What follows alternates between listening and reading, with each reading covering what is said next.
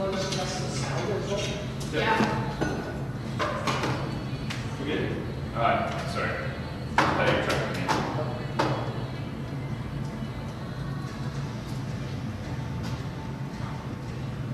It says black now. Okay.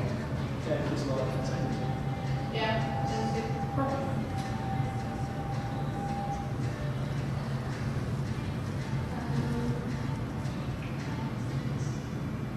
I see everything, so we're good.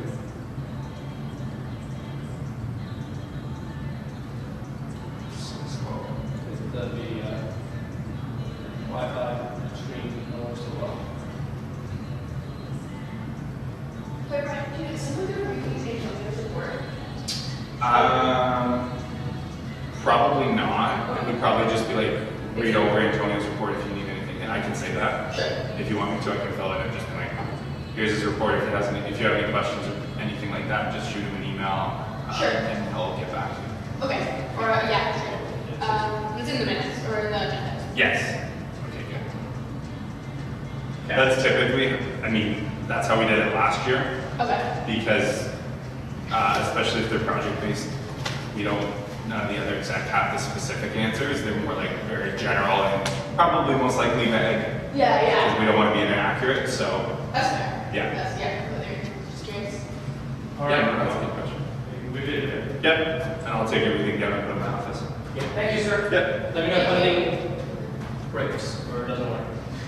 Cool. Awesome. See ya. Yeah, take care.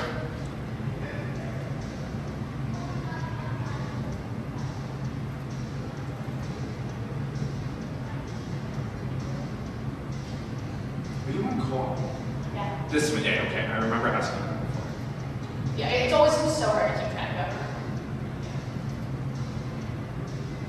And are you on campus or no? No, Or what? I'm off campus. But you're in Waterloo still? Yeah. Okay. Kind of works out. Yeah, and are you enjoying it? Yeah, I'm liking it. I know everybody sometimes has mixed reviews of their co-op terms, like, it was productive, it wasn't productive at all. Yeah, exactly. Because you're doing, wait, sorry, my memory's come back. Yeah. You're doing, Matrix. yes. Yeah. Yeah, so it's really cool. The summer months are kind of dead. So Yeah. we're working on like projects instead. Okay. Which is kind of more my alley a Yeah. little bit just because like we have some interfaces for like software we use is really slow, so like I've been like making little workarounds to get my like quite so much like that. Yep. It's fun and I'm really enjoying it. Yeah. Little projects are always good too, because you can see the end goal in sight, as opposed to being like, here's your day-to-day operations, and when you leave, you don't even know if you matter or not. Yeah. I feel like quite often call projects too because like we might end up using this, but like, we Yes. don't know, like work on it for 4 months and whatever on the side. And so yeah, no, I definitely. How are you doing all of your stuff? Busy. It's silly busy right now, but I can't complain. Is it the kind of thing that's gonna calm down or like not really? It's very, so I would say like a day in a life for me is every single day I'll have probably 5-ish hours of meetings. Holy shit. Just because of like the internal component of my role, it's all of our own departments. Yeah. So we have weekly meetings with all of our department managers, plus any project-based meetings that we're doing, plus exec meetings together, and then university meetings on top of that. So it's pretty busy. So that part will probably never slow down until like the exam periods when people start taking some vacation. Okay. And we slow down a little bit more, but the other kind of aspect of it is a lot of project-based stuff, Yeah. which I was ambitious this year to go, I know what I can get done, these are important to do, let's do them. Yeah. And now I'm in the moment of being like, I You really should have taken a look at my, like in the mirror going, this is gonna take you a while, but it's, in the end, once it's all done, it's gonna be so worth it. Right now I have a couple projects on the go, one's just looking at like doing a brief overall analysis of health and medical providers to make sure that our current provider is giving us the best bang for our buck, I guess is the best way to put it. So that's a super time-consuming process, but definitely needed, and I know that that will be rewarding. Yeah. And then the second biggest one right now is I'm starting to get the budget reformatting off the ground because I've just finished like the actual draft of our first budget, and it is like a I'm like, this needs to change. So the whole process in general, I'm going to bring a revised copy, obviously the council and budget committee, be like, what do you guys think? This is why it makes sense in my head logically of why we should be doing this. But then on top of that, hopefully have enough time to bring a report in so that it's not only just an Excel file, but, and this is more for like February for our next year's budget, but that each section will be broken down into a report, and then you get to describe why money is going into X place. Which is huge, yeah. And saying, this is a special project for the year, this is why I think that it's important to students, and this is how I'm going to do it, and this is why the money's here. Yeah. And then that way for a general student, they don't, that isn't in the council room or the boardroom, they don't just read, oh, that's $4 grand there for that, what the heck is that for, why are they doing it when they did spend it the year before, they spent half of it. Yeah, one, and do we need this, like, if everyone, yeah, Yeah, and it brings up very, I think it allows for, I should say, it prevents finger pointing from happening and being like, you're spending money in the wrong place. It's like, no, like, maybe we disagree on where money should be spent, but this is why and this is where it's going to, as opposed to just a dollar amount for a general student, which is important, which is really important. So. And I guess it opens that challenge of like, if people are just disagree on like, I don't need like a big whatever, but baseball is explain why it is not. Exactly. And that's, I think, at the closer end of last year was when it really hammered home in my brain of being like, you just like go into this. It's your second time around. You can do it either when it's at nights and you're sitting in front of the TV and just start jotting notes down and formatting it or whatever, but just do it. So those are kind of the two bigger things that we're working on, plus a bunch of other like internal projects that we're trying to get off the ground and running. But it's fun. A huge commitment. Like, yeah, that makes me watching TV. I'm also going to be working on this. Yeah, but if you like, it's one of those where if you don't do it then, you have no other time to do it unless you wake up like. I'm like, that makes me real real. It's like, yeah. Not every day. Yeah. And how are your hours? Are you working like pretty consistent days or? Yeah, it's calmed down a lot, so I was working pretty at 9 to 5. Good. Nice for adults especially. Yeah, and for structure as well in your own life. I can do this, I can't do this today. Yeah, absolutely. Yeah, especially if like we're in school, you don't have that. Yeah. So it's really nice to have that change.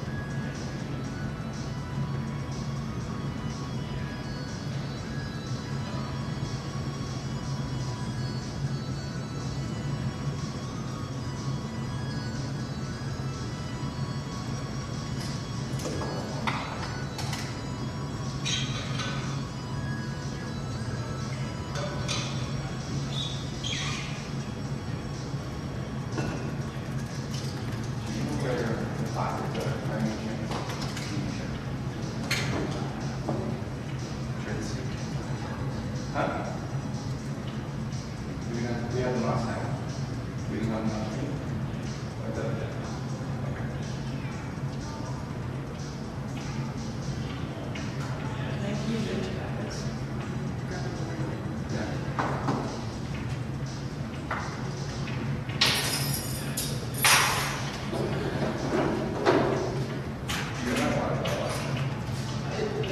Yeah.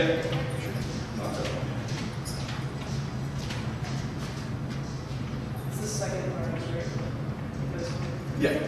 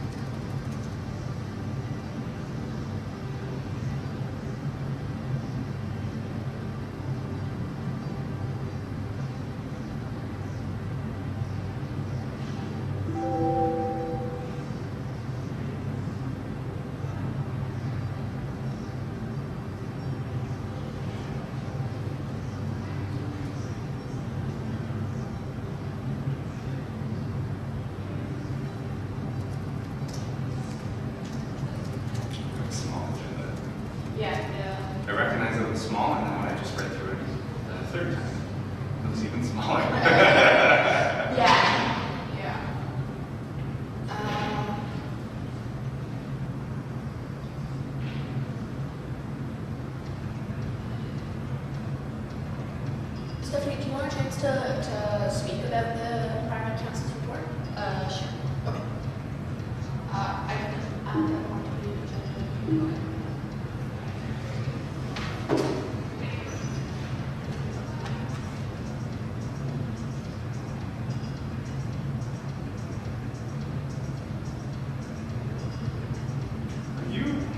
Question for you. Are you taking the reports that we send you and then like typing them up into this? I'm not typing them up, but I'm filling out the link. Okay. So I'm just like copy pasting all the text and then. Okay. Sorry, I was like, wow. Just copy and paste. Yeah. It's so much work doing this, so I feel so bad. And if there is a format like that's better for you. It's all through all the same. Okay. Just like however you guys want to around, then I'll try like to replicate the format. And Okay. Sure. Yeah. Yeah, that's fine. Yeah. You guys all had. The one thing I shouldn't have done was I copy and pasted in minutes that Tristan sent me, and then like when I notes, it was a one formatting notes, so that was. Yeah, there's lots.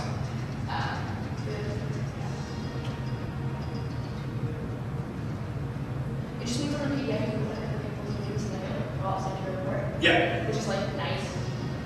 I could probably do it more.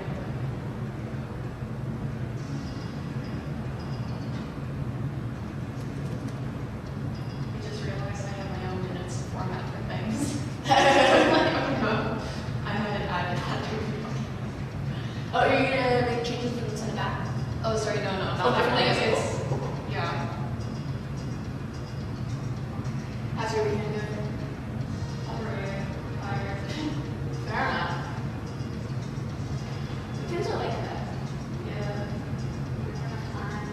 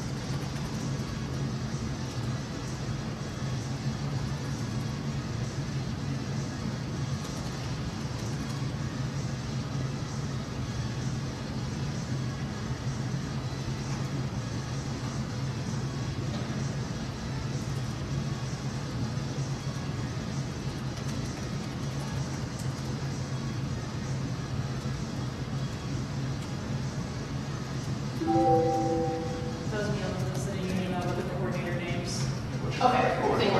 the meeting started with that, but I forwarded it earlier. Don't worry. Thank you.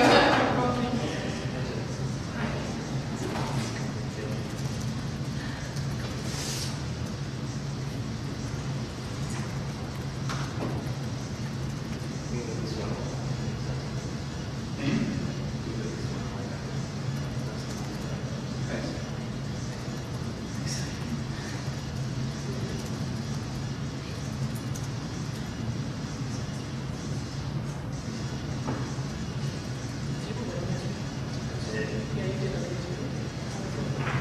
It was good, actually.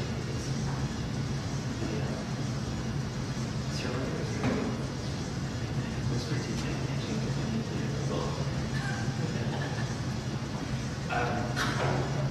The guy over there was way too long. I didn't envision that. Ceremony was great.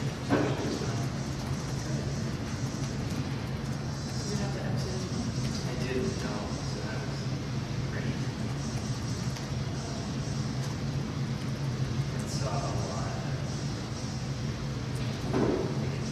friends or people I really came with and didn't see in a long time. So it was nice.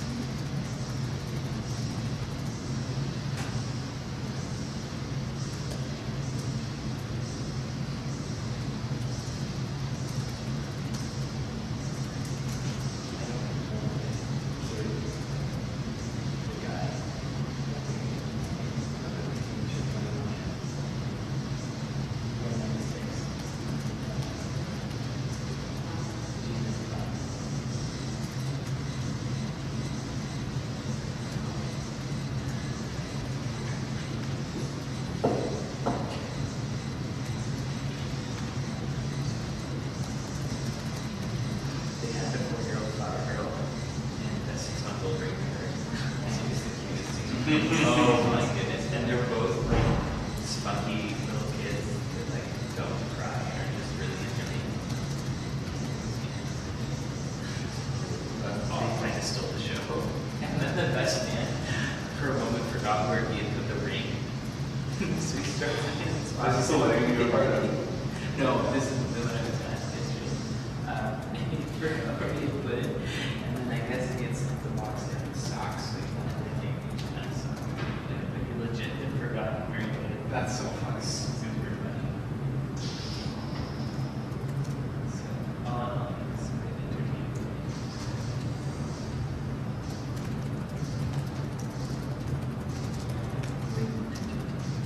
I used the whole like 45 minutes before the ceremony. So we see them. Would you have Get a registry. I always hate buying off registries because it's like, oh, buy a garbage can, right? But I think I wanted a coffee grinder. But I don't like a coffee grinder. And I bought a coffee with it. Simple.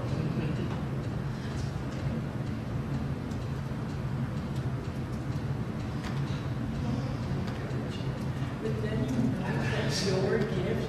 Oh, I know. So I bought a garbage can for the wedding I asked 2 summers ago. Good friend. Garbage can. You want it?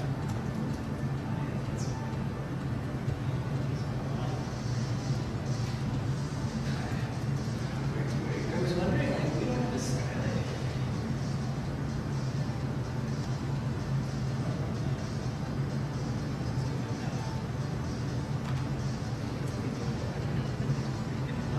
This is dead, okay? Last whole 5 days. Maybe we guys have that. Is it dead? No, it's just glitching hard. Trying to cop. Are you Yeah, ready? I'm holding the button right now. It's not doing anything. Yeah, you're good. There we go. That's weird.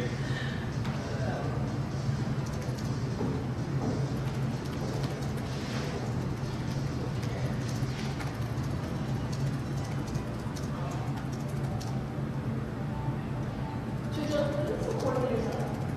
the services. Okay. Yeah. So normally that would have passed our first meeting, but just like the transition of like us coming in, it was missed and then June didn't happen, so it's a little delayed on passing it, but so in September, when I have all the coordinators, it's just to like go through the names, and by then I would just want to like run in and say if there's any red flags. It allows me to have a discussion here and move forward if they should become a coordinator or not. Okay. Yeah. Okay. Yeah. How would someone be a red flag? Like someone who, like everyone knows feels. We've had this discussion, well, last year we had this discussion internally, and it's like, by the time that a counselor, it's more just because of the way that that's how policy and procedure read, it's more just like a safeguarding, here it is. From even like an HR perspective, it would be very difficult for council themselves to make a sole decision and be like, no, we don't like this person, we're voting them off the island. Yeah. It would be more taking that consideration back, doing some more investigation, and then maybe re-looking at it. Okay. But it's more of a formality between policy and procedure, and if that's something that we could look have changed just for efficiency of the way the council operates. Okay. Alright. Okay, thank you. Yeah, it was also put in place, like, I believe that when the last time that was touched, when we only had like 5 services. Okay. And so now that there's 12, there's a lot more, I think, recruitment of very skilled coordinators. Yeah. As opposed to in the past when we didn't have a lot, there wasn't as much awareness of like the leadership positions that were available in those instances. Okay. So the recruitment was a little bit more difficult. Council put that in as a safeguard. Okay. But now, I think from the past 2 and a bit years of us having really great coordinators again and again, I think it's less of a concern, so maybe it could be reworded or something like that. Oh. Something that we'll be looking at for sure. Okay, cool. Check them out, they're so cool. Look at that, that's pretty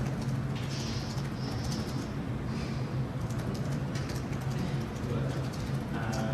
Did you just delete it? Thank you, how are you?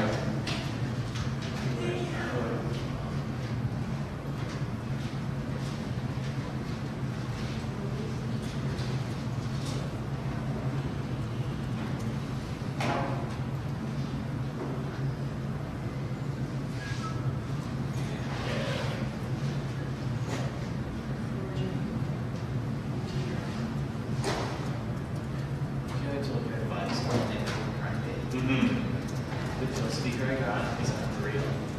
Wait, did you go ahead and do mine? No? You bought air conditioner? Did you find brand? It said shipped in September. Oh, no. Even though particularly cold in the morning, they just forgot. That's amazing. Yeah. That's So I thought that's where your story was going to go. Like, No. I ordered something and then realized it was going to take forever to ship. No, it shipped in 2 days, and it's fantastic. $35, and it's the equivalent of like $140 like little Sony thing. Wow. It's super good sound.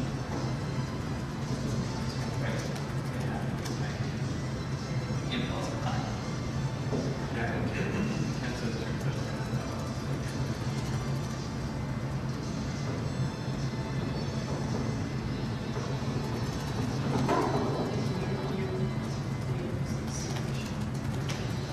I don't have it. Oh.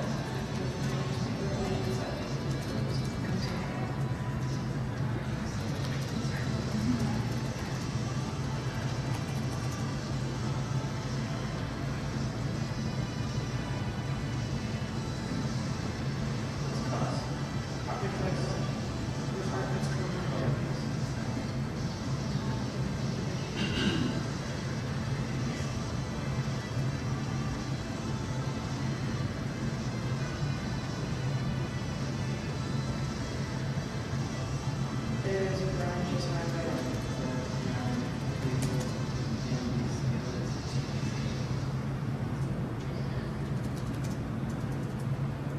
Was that what makes sense? Is this the one I'm supposed to like?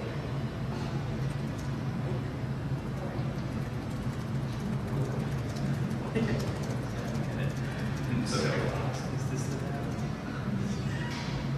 I'm serious. when did you wake up this morning? Like a long time ago. So this is why this is concerning, right? Because like this is very concerning.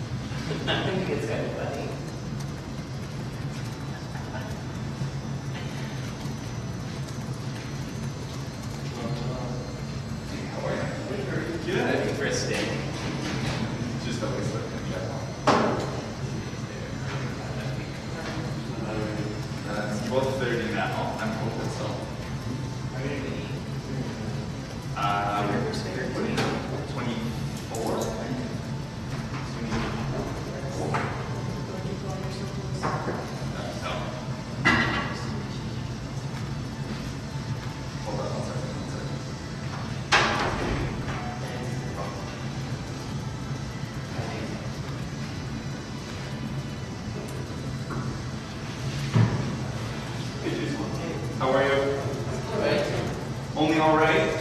Why is that? Kind of overslept. Oh, that's okay. Too much in the rush. You're here 1 minute early. You're good. Hey, Tom.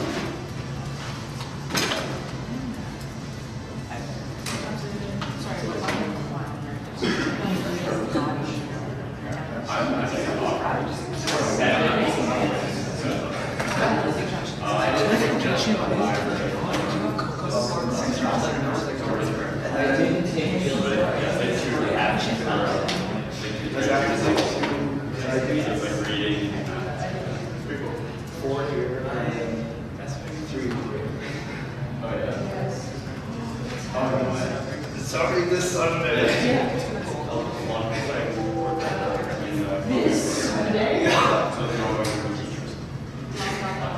It's like the moment I landed at 6, so it's going to go over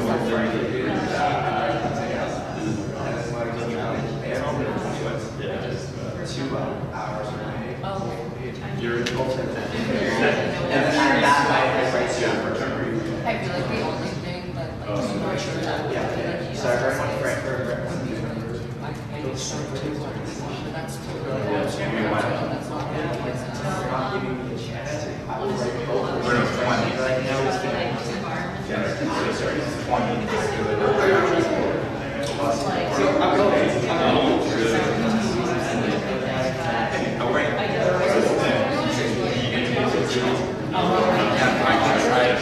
No parties today. No. Unfortunately.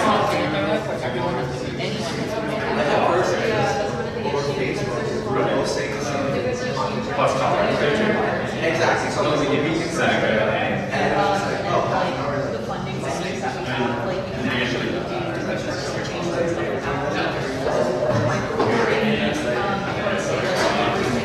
Christine, can I just say I love like tech documents? Yeah.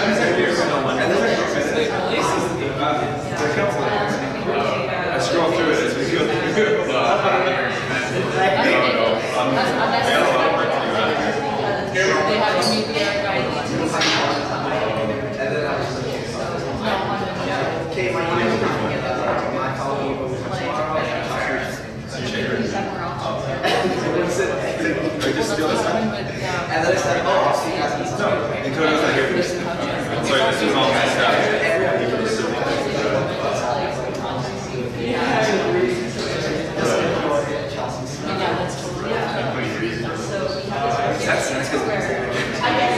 That's so funny. It's so cute. That's super cute. So, microwave got taken out, we're not really sure why, but then, West up on the proposal to replace the microwave. But like, you do something else, or two things, other dishes would be like a and that's why they originally microwave it. And they basically told us to put a microwave there and pass it, and so it could close the electricity. Yeah, here it is. So Practically, if it exists as like a thing, is that is a charge at this point. So it's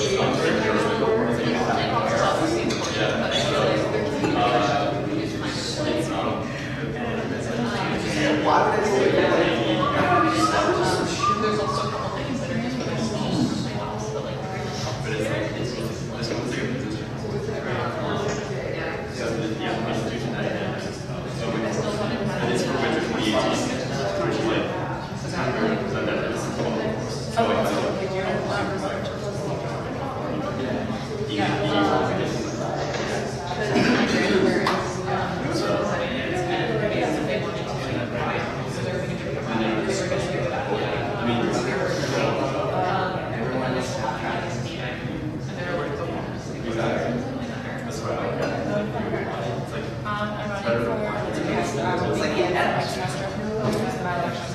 I submitted my nomination for it. Please vote for me. I heard about that.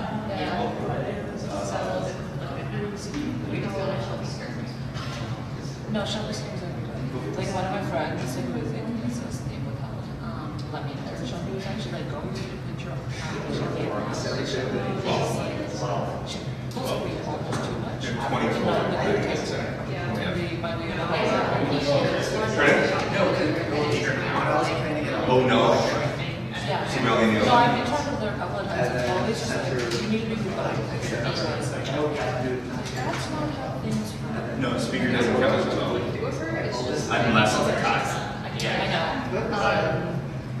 have 23. So, oh, we need so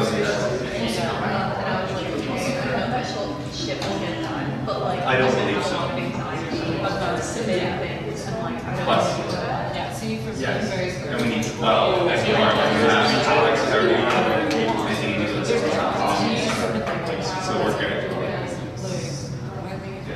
I was talking about Robert's rules, it's like you're elected on the council, or like on the audience, and they're like, oh, you want to be chair, you don't get a bonus. Have fun, just conduct. If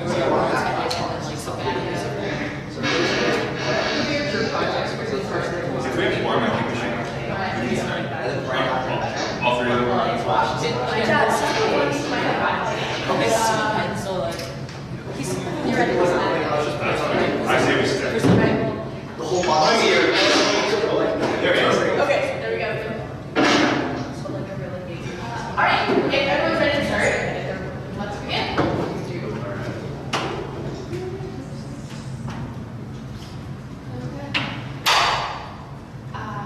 So the first thing is approving the agenda.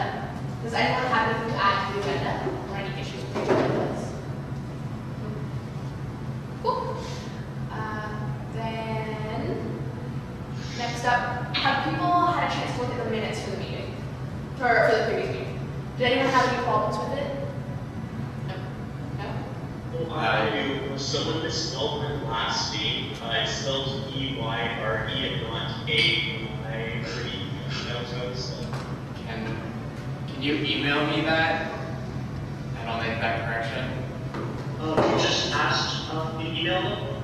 Yeah, can you email Tristan? Kristen? Yeah, Tristan Potter. What is his email? I think it's on probably, you can probably see it from part of the council list. Yeah. Or I can send you an email with it too. It's just Tristan.Potter@UR.us. Okay. It's just what? Tristan.Potter@uwaterleaf.ca. Okay, I'll send the email. Perfect. You need a first and a second for approval of the agenda. Oh, okay. So, great. Second by Rebecca. Rebecca.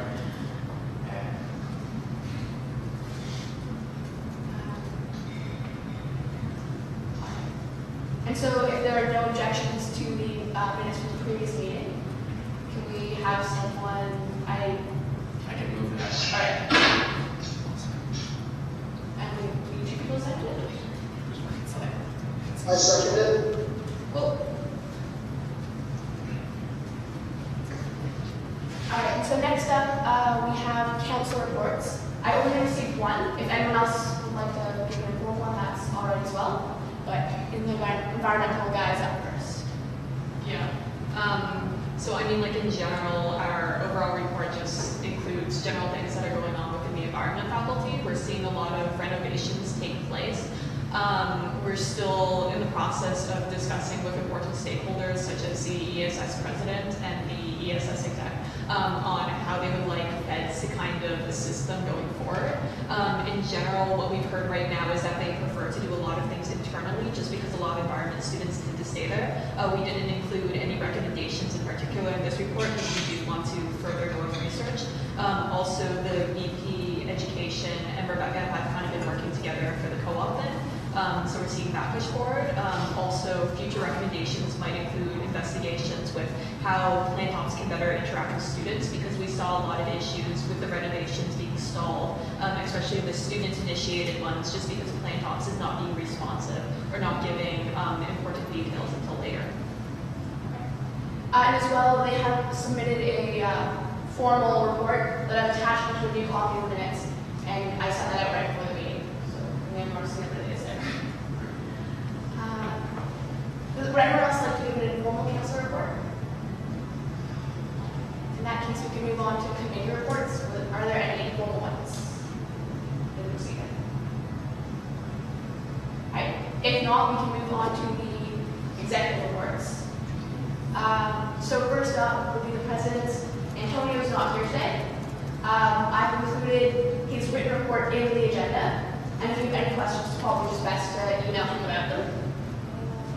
And then after that, we have Vice President Sherman.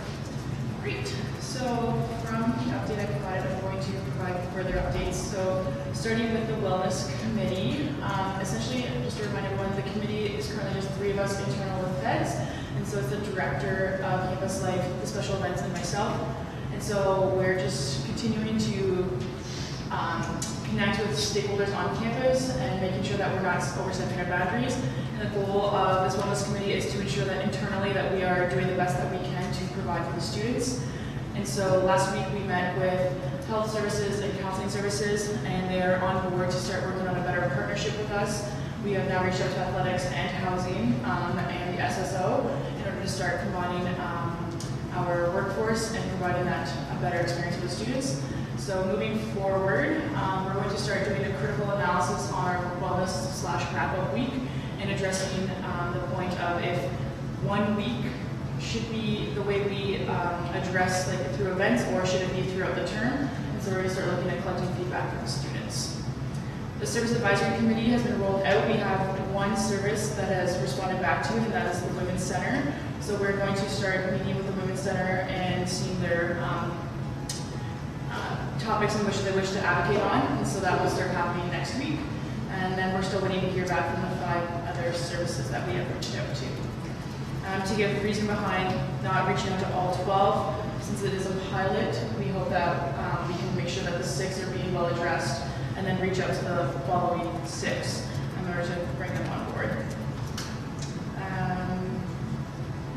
Feds on Tour did not happen this spring, so mostly because I'm looking at addressing the, I guess, how it is addressed. I'm addressing how we do Feds on Tour in order for its effectiveness on campus and for satellite campuses. And so I'm looking at working with fellow executives and our student societies mainly we reach out to on how to make sure that we are being the most effective going to satellite campuses and how we work with on-campus groups. Then next up, Vice President of Operation and Finance. Sorry, I have a question. Do we want to ask questions in between, like each report, so that things are still fresher? Sure, if that's what people prefer, I'm happy with that. Yeah. All right, does anyone have any questions? No, fair enough. All right, if no one has any questions, then maybe of Operation and Finance. Great. We have a couple things on the go. In my reports, I do a brief synopsis of how things that the commercial services were up to that are student focused. So because we didn't have a June meeting, I included some updates from them. All of our Bomber events, kind of night events that we've had that were special events, such as with All Request Bomber, Beer Fest we had, and a couple other ones were a pretty good success. Each event, I would say on average, saw at least 250 people through our door, which was really great. We have started to see a lot of students and faculty and staff come in the doors, so it's been quite busy the past couple weeks. So we are managing in terms of still prioritizing service to make sure people get in and out of the door quickly so that they can get to the class or a group meeting or just to get home to relax a little bit more. Beer Fest specifically was a great success. We had a lot of student feedback from that of where students preferred that it was a nighttime, but more later evening, but not a 2 in the morning event, and very relaxing atmosphere. So we'll be looking to do more of those and make them bigger and better in the future to bring in more vendors. And lastly, we are currently assessing kind of internal opportunities to make the Bomber more environmentally sustainable and conscious within our practices. What that specifically looks like, or key points, that's to be determined, but definitely a key goal of this year to continuing improving our environmental practices. All of our commercial services had some sort of deal going on for wrap-up week this past week, and we saw a lot of students appreciate that. And in Campus Bubble, we are redeveloping our menus for Campus Bubble Wasabi, so all the way across the board, and continuing to do sampling within the Great Hall and the Vendors Alley here to get student feedback on those. And then just kind of a couple projects and initiatives that myself and the executive are working on. So our action plans, those will be being brought forth for the next meeting. We're just making them all pretty. So they're nice student or forward-facing, but the content's all finished, so we're excited to share those with the students. Once again, PharmaCare Plus, still the government still hasn't released any update on how they're going to roll it out and what it's going to look like, which is very irritating. But we are continuing to monitor it to ensure that we can make the best decisions for students so that they still have the best service for them. And lastly, Budget Committee was officially formed at the last board meeting. The rough draft of the budget was finished this past week. So Budget Committee will be working together within this upcoming weeks and having a budget ready to bring to council for the next meeting. Does anyone have any questions? I'm just curious, when you say action plan, is that like a long-term action plan or is this more short-term? So our action plans are essentially platform points, but that executive had run on within the election, and then more of a mapped out of how we're going to get to accomplish them. So it could be a overarching goal of one of mine. An example that I can give you would be evaluate our health and dental provider, and through that, the steps I've included are to go out and explore all of the different key stakeholders within the health and dental industry, release a request. It's called an RFP, request for proposal, which is basically saying these are our needs, what can we do to assess them, evaluating those, and then coming to a decision. So it lays those out more in with timeframes associated with them, not only so students can see where we are at during the year, but also as more of a strategy plan internally for each exec and also the exec as a team to accomplish their goals. So it's a year duration is how long they go for. Does anyone else have any questions? All right. In that case, Sorry. yeah. I will also finalize, I didn't do this, the individuals who were elected to the budget committee were Seneca Belling as the student council representative, Matthew Garrett as the board of directors seat, and Graham Barnes as the at-large member seat. Any questions about that? All right. In that case, Vice President Andrew, do you want to say? Yep, so apologies for no written report. I'll provide a substantive end of term one next term. So I'll kind of highlight top 5 or 6 things that have been going on. Much of the last month and a half has been getting major projects that you'll see in my action plan once that comes out rolling. So just to highlight a few, some of you may know that we unveiled a land acknowledgement plaque just outside of the doors of the SLC here a couple weeks ago, and that is kind of Fed's first public response to the findings from the Truth and Reconciliation Commission from a few years ago, and we will follow up with a pretty substantial report on what reconciliation looks like on campus. Our institution has been relatively slow to the game on it, so by end of summer there will be a report published that will go to the Provost's Committee, Advisory Committee on Indigenization, which will also start meeting in the fall. So lots to look forward to there as far as hopefully some action on indigenization on campus. I have, as I've noted before, 3 commissioners. Each of them are beginning a major project that they'll be working on for the year. Municipal Affairs is, Jennifer is helping me start a project on campus development and design, what transit integration and safety look like on campus, and how campus kind of plays together with the rest of the community in the city of Waterloo. So we're in research stages right now, reaching out to admin, students, and faculty. Academic affairs, Maya is beefing up our academic support for students. Over the last year and a half, we've done a better job of providing support to students in trouble, so we're filing petitions, grievances, and appeals, and we're beefing up the back end now so that we can increase our capacity, because we're kind of bursting at the seams right now as far as the amount of students reaching out and our ability to help them. Hannah Beckett is co-op affairs, and the big project there is the co-op fee review. We have met twice with the team that's guiding the co-op fee review, and we're currently developing a terms of reference for student advisory board. So a little different than CSC. CSC is kind of an issues-based group that meets on a term cycle. We reset every term. This group will be a year-long term that will put out an open call to students, and they will apply to be part of an advisory board for the whole duration of the co-op fee review, which could very well take about a year.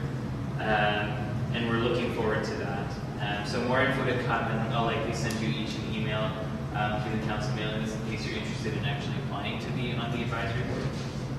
At the federal and provincial levels, USA at provincial level and Advocam at the federal level are lobby affiliates. We've set our priorities for both organizations for the year. So at the provincial level, USA will be focusing on sexual violence prevention response, data collection in the university sector, which is basically about being able to do good comparisons across schools in Ontario. Open education, so open educational materials to kind of reduce costs on textbooks and things like that for students. Mental health funding, experiential education, which includes co-op, and then tuition in the funding formula, which is kind of the policy back end, the government level of how we pay our fees to the university.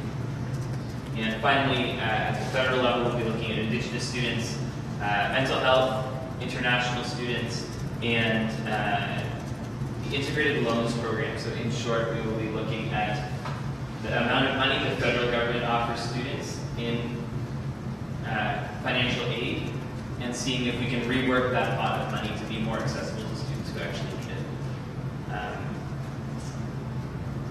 I'll give one more highlight. Course evaluations. Are people familiar with what's been happening on campus over the last couple of years with course evaluations?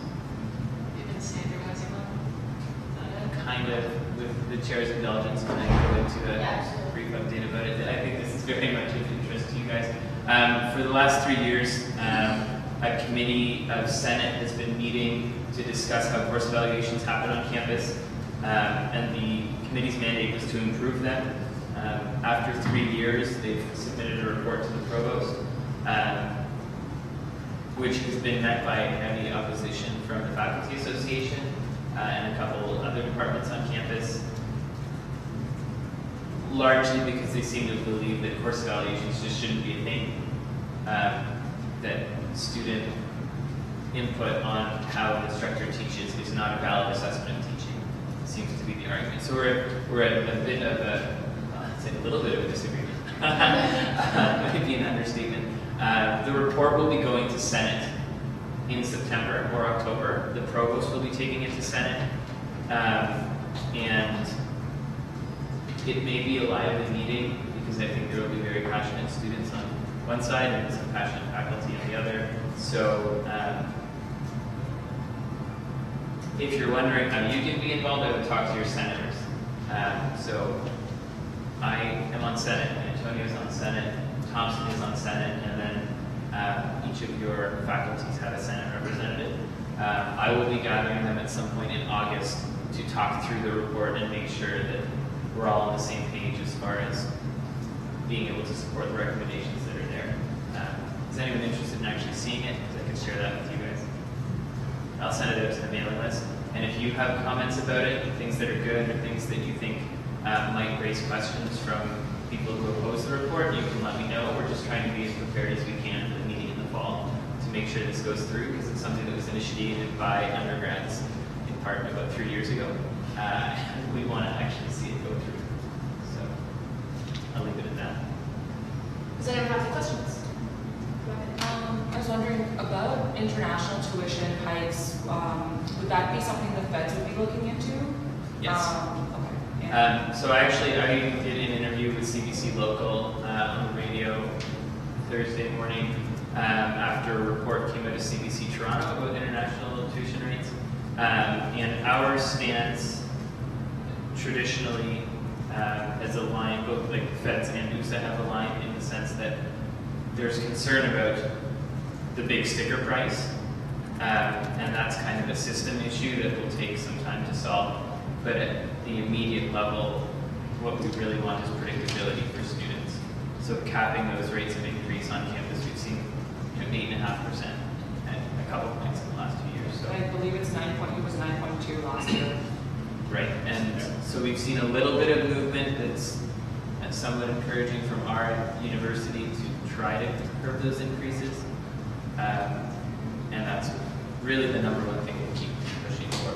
And then I'd say the secondary thing is asking the question, so international students pay an average of whatever it is, $26,000 a year in tuition.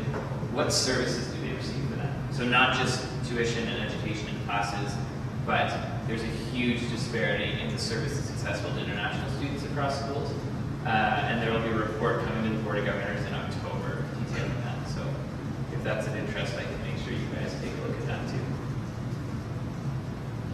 Any other questions? Alright, nothing?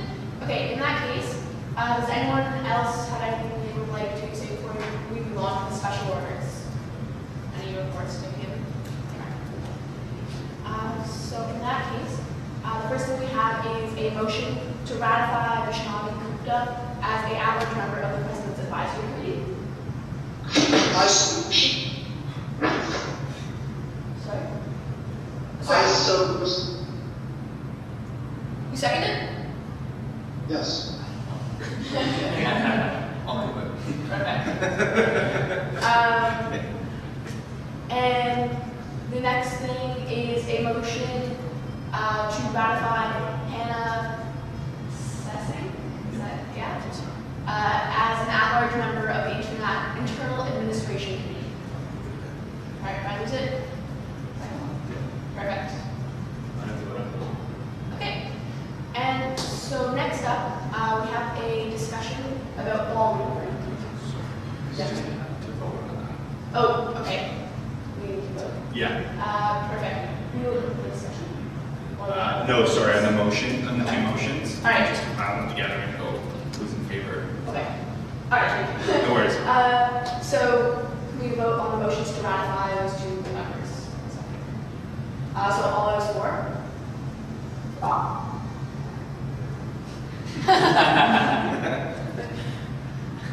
And all those against? Right, So it's against. So we were voting on this together? Yeah. Unless So, anyone. Richard first and then second. You and Thompson? You can use me and Thompson and Reed second.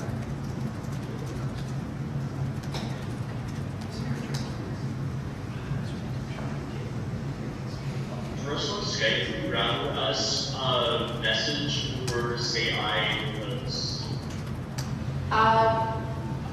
Either works. Whichever is fine. It's easiest to just speak up if you're against, and otherwise we assume that you're for it. Did you guys hear that? yeah, against otherwise we have to. Yeah. Yeah. Yeah, that works. Great.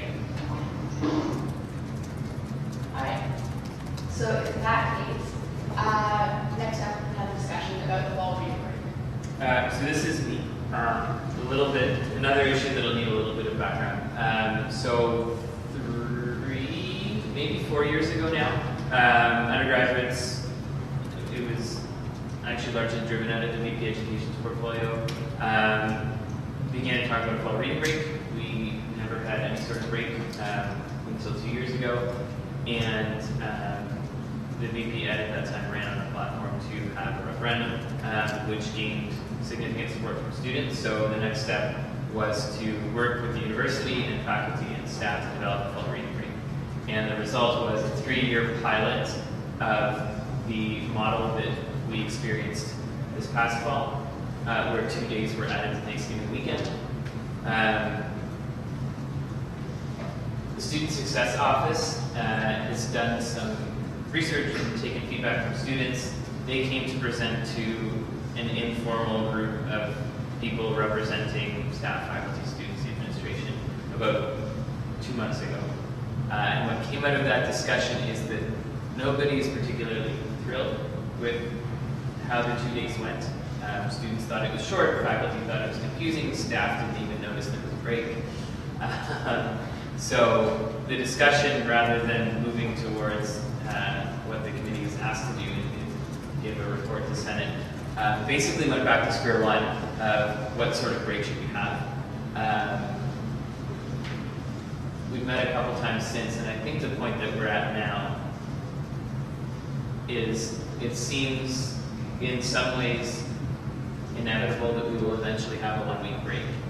That's the trend across the province, and unless we have some really pressing reason that we shouldn't or that we're very different, the movement with students and administration seems to be. So the question that I want to give you guys an opportunity to talk about a little bit is twofold. First, well, I guess three. Are you in support of moving towards or us exploring the opportunity to do a full week break? And that would again be a pilot. It wouldn't be like in stone the first time. So are you in support of the 1 week?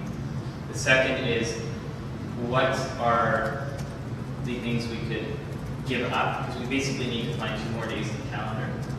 Is it orientation? Is it having exams on Sundays? Is it giving up a steady day?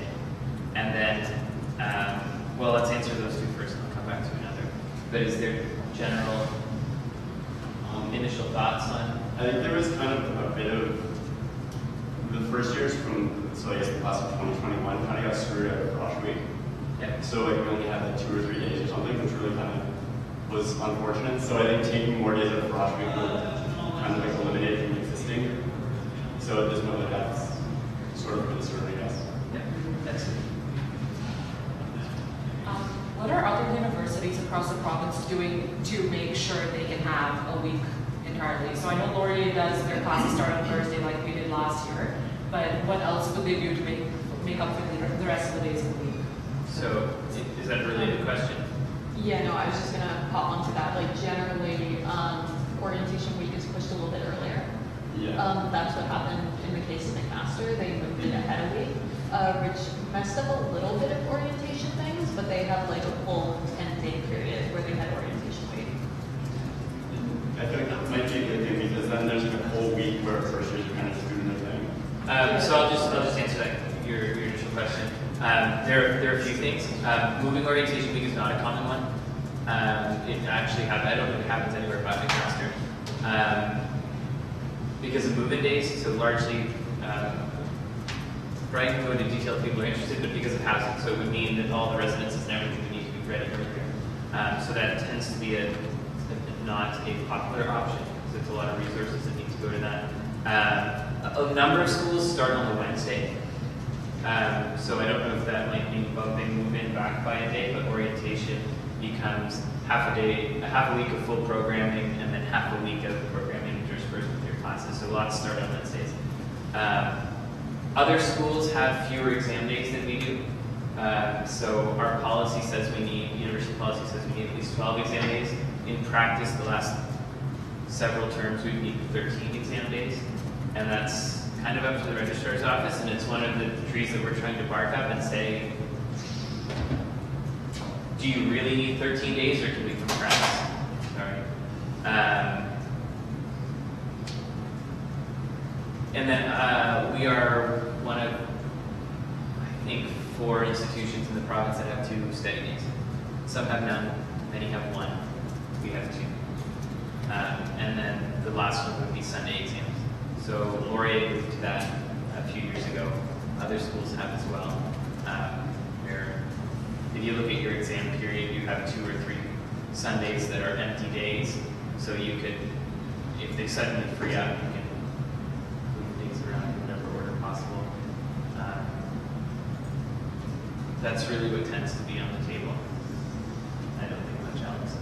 I'll just add a quick tidbit about the housing piece. That was partially in response to the first fall reading break, where they were considering a break and not a week, that they said, let's try to do this shortened orientation and see what happens, because we don't want move-ins to happen earlier. We're pretty set in stone in where we are, because we've already set our operations up for the year. That's something that can definitely be advocated for going forward, of looking at a move-in week earlier. Maybe it's the McMaster model. I know Nipissing does very similar, but Nipissing is a very, I'd say, small school where they have 1 building on campus that's academic, so we can't really compare ourselves, but the model is interesting. So it's not that those conversations can't happen, it's just how those have gone in the past, and that's kind of how the dominoes fell for this past year's fall reading break. But going forward with Andrew working on it, that very well may be the solution that that the group comes up with, the same movement happens earlier, or we came up with this other creative solution. So, and then if anybody is interested in further details, I can really talk to you as much as I can offline about that. Well, I want to give you guys a little more chance to speak to this because Sorry, I just meant on the housing piece. So yeah, if you're interested in the housing piece, follow up with Brian.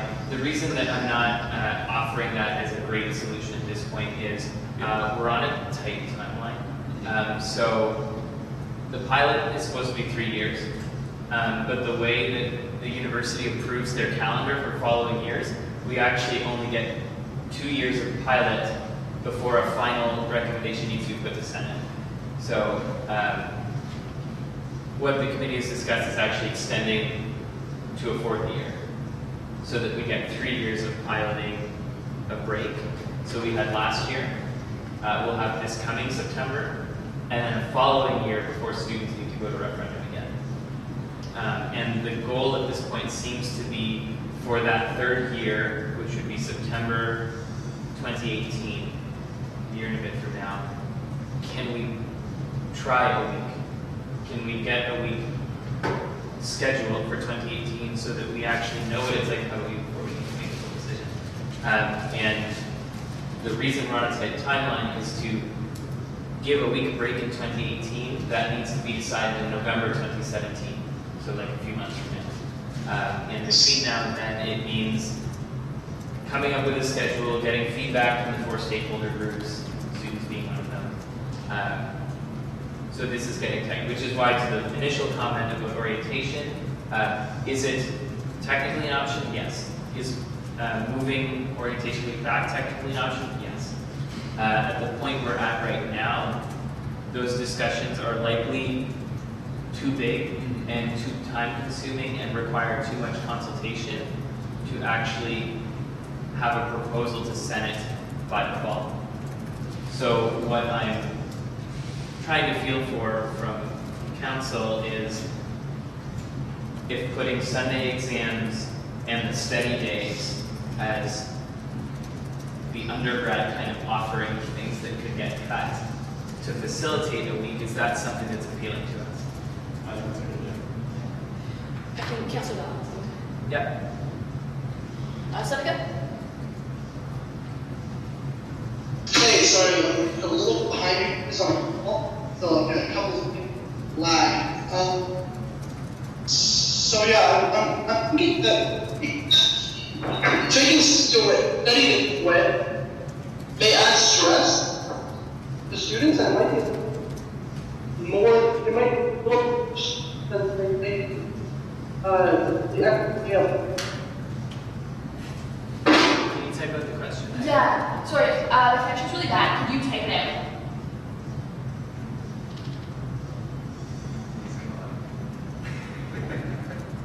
Sure, one second. Thank you. Also, a quick question. It's a bit hard hearing, but am I understanding this right? If Feds is considering to lobby for the amount of time given for reading weeks being changed?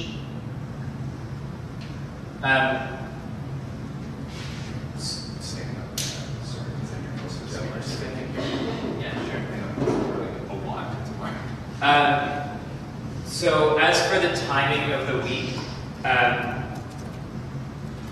the decision that the group came to was to continue through with a pilot for 3 years. That's the same model every year. And is that what we did last year? Yeah, so the initial plan is what we did last year with those 2 days tacked on Thanksgiving would happen again this year and happen next year. But the decision the committee came to was it would be kind of dumb to send students to referendum to make a decision on several options, do you want 0 days, 2 days, 5 days, when they've only actually had one option to experience. So if we're going to referendum 3 years from now, and one of the options is a week-long break, and we've piloted 2 days, but we haven't piloted a week, that seems like not a very good way to go about it. So the idea is to modify the pilot so that we did 2 days last year, 2 days this coming year, a week the following, so that students, at least some students, had a sense of what the differences were between the types of breaks. Does Does that make sense? Was that Alex's question? Is that sufficient? Yeah, that's sufficient, thank you. No problem. I was saying. Said it, yeah, okay. Taking away study days from students might add stress. It may not be good for students. I'd rather allow you to change the days of the break. It would add more stress than having the extra day of break in the fall. I was going to move a day from the break. Okay. Rather, we lobby to change the days of the break. You also have less days for the break. Yeah. And he's also typing. Sorry. Yeah. I'm seeing you typing, so I'll let you type it out. Paste that in extra. Study these before exams is what he's saying. Okay. So a couple things to this. That's not the feedback that we got 2 years ago when looking at the fall break. Though it's worth asking again. The second thing I'll say is the administration feels strongly about this break happening about when it currently does. And their primary concern, despite the fact that there's actually relatively minimal research that supports there's actually good mental outcomes from a break. There's minimal research that supports that because there's not much data.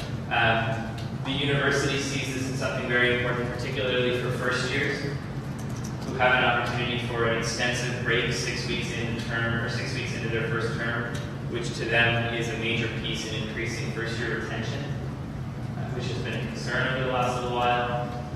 So institutionally, if we're going to have breaks, the support from admin will come for an October break, not a November, December one. It's a tougher sell, but if we can be convinced that that's what students want and can convince them, I think that it's part of the conversation. Sorry, and the feedback too.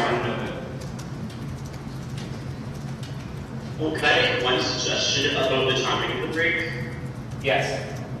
I know that at least like in engineering, a lot of people would have rather have the break come after midterms rather than before. Like it was in the second term. Right. This past year.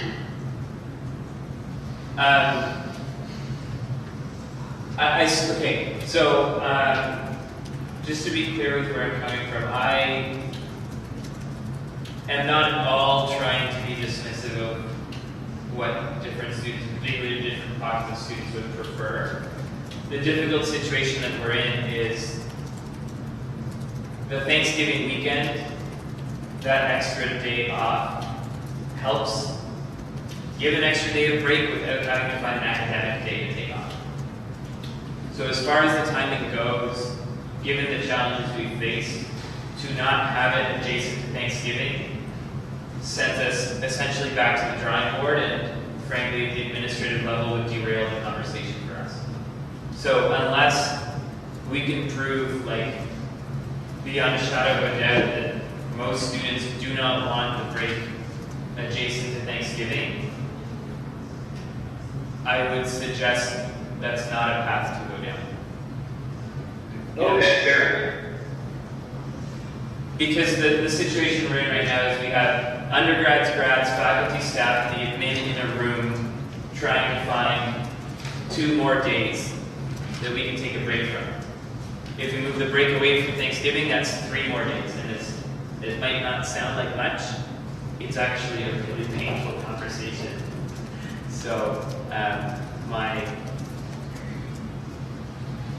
gut, which is again what the initial thing I'm going to bring here is Sunday exams and perhaps one study day, something that we'd be willing to entertain. I would certainly wouldn't go and make a decision without coming back, but I want to have council's thought on it first. Would you be able to just do 2 Sunday exams and then have your 2 days without touching the study days? That's a question for the registrar's office. Yes. Because you mentioned there's 12 to 13 days of exams. I'd assume those would include 2 Sundays in there somehow. Yeah, so the way the study day would work is it would depend on where Labor Day lands.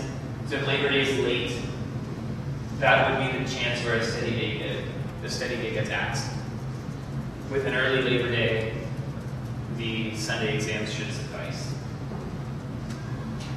Yes, please. So one thing now I feel like is as a co-op student, the tricky thing and what makes us different from a lot of schools is having a large amount of students are essentially don't have a summer off, and the way it works with co-op terms being 16 weeks long is that sometimes there's only a weekend separating the end of a work term and the start of a school term, during which students often have to move. So I think my personal opinion is actually less in favor of having long breaks during the term and more in favor of having and trying to maximize breaks in between terms. Like personally, although I realize different people have different experiences, I find for myself having a 3-day weekend versus having a week off isn't actually much different in terms of catching up and stuff. I think that's fair, and I think you're not the only one who feels that way. Yeah. So, as a co-op student, I think a bit differently. I typically have pretty short breaks in between terms too, like there have been multiple times where I'll have a 2-day break between one term and the next term. So being able to actually have a guaranteed week off, regardless of my co-op start and days, because I'll have a fall school term at some time.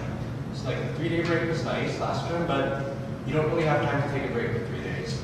You can maybe go on a trip to Montreal or New York, but then you have to come back before your meeting started. I think a week would really have a chance to take a break from school that you might not always have the opportunity. So that's a good. Yeah. Sorry, don't co-terms only have to be 12 weeks? Yes. But Your in practice, employer has yeah. over 60. Yeah. So I want to take that segue into my second question because I don't want to drag this discussion on longer than it needs to go. My second question is, and this is from the committee that's kind of considering this stuff right now. There are a lot of concerns about expectations for what a break should be. We don't even have a formal policy on what our winter break technically is. And what came out of the committee is that students and faculty should not be led to believe that a week off of classes means a week off of academic responsibilities. Which I think in principle at least is fair, given that it's in the middle of a term. What I'm pushing for and what the graduate student has pushed for so far is that if there's going to be some academic expectation, if you're still expected to check email, for example, maybe, the university provide an explicit list of the things that students are expected to still be on for during the week off, and then an explicit list of the things that you are taking a break from on the week, or even a couple days that you take off. What I'd like feedback on, and we can do it here very briefly, but I really would prefer emails, is what are the things that you expect a break from, and what are the things that you think would be fair to expect you to still be doing on that break. Where the discussion started was, clearly it's a week off of class, tutorials, labs. But there likely shouldn't be an expectation that you're not doing any homework. You probably should be doing some assignments. Should there be an expectation though that you're checking your email every day as you're expected to? Should there be an expectation that you're still showing up to co-op interviews? So these are the types of things. Think about what you do during a regular school term. What do you feel is fair to expect during a break? What do you feel is not? And I can take a few comments, but please do email me with your answers. I don't think it's fair to expect students to be able to attend in-person interviews over break. If it's going to be a week-long break and they're I'm from the Bayou. If I'm flying home to see my family for that break, you can't really expect me to come back to Waterloo to do one interview. I don't think that's fair. At the same point, keeping on top of schoolwork at a medium level, so maybe not checking email every day, but it's like keeping on top of continuous assignments that go through the end of the term would be fair. I just don't think having a big project deadline to be submitted in the middle of grading week is fair. So deadlines. Yeah. Okay. I'm not sure about this, but one thing about having assignments is that you're likely not on campus, you can't get help, whether to having deadlines like right when you return or even major tests does make it challenging, so you can't get help. So service access. Yeah, or I mean, I guess it's just a deadline, but then like maybe like 3 days in post. Sorry, I'll respond to kind of that. That all, Andrew and I have had this conversation before. That's where the lines between graduate students and undergrads and also faculty come into play of if you are, or if this is permitted for a test or assignment we do after, then it needs to be explicitly outlined that professors or TAs need to be able to be accessed via email to still be able to support you if the expectation is to be done. So it's kind of it's a give take on all of the sides that we're trying to get to. So, and that's exactly, hopefully end it here, but that's what I want to highlight in this discussion is that, we don't want deadlines.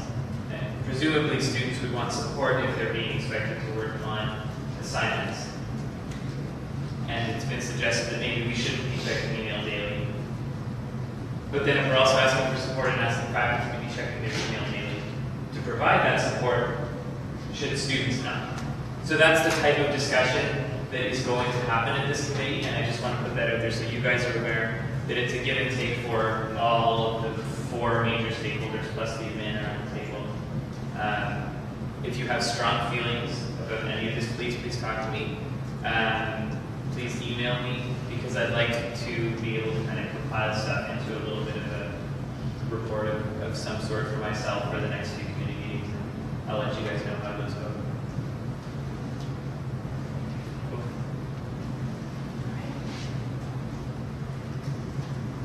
So if we're all happy with that, the next up, there's a presentation by WONC, which is the Waterloo Nanotechnology Conference. Seneca was going to give it, but as his connection's really bad, I'm going to read out some information that he has sent.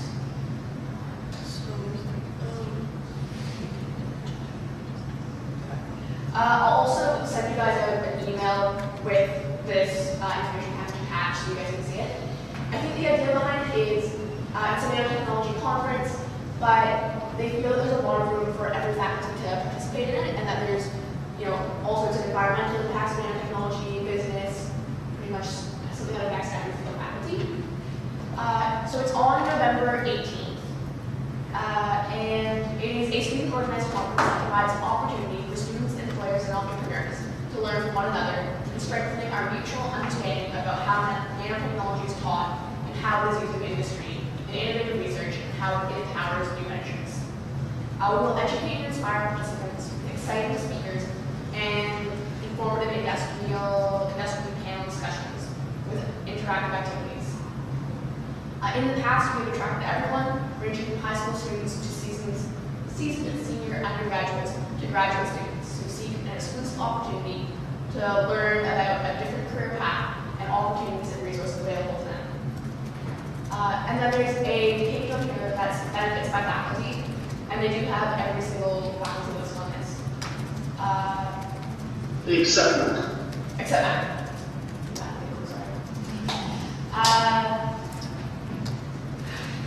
So I was asked to read out a portion of each of them.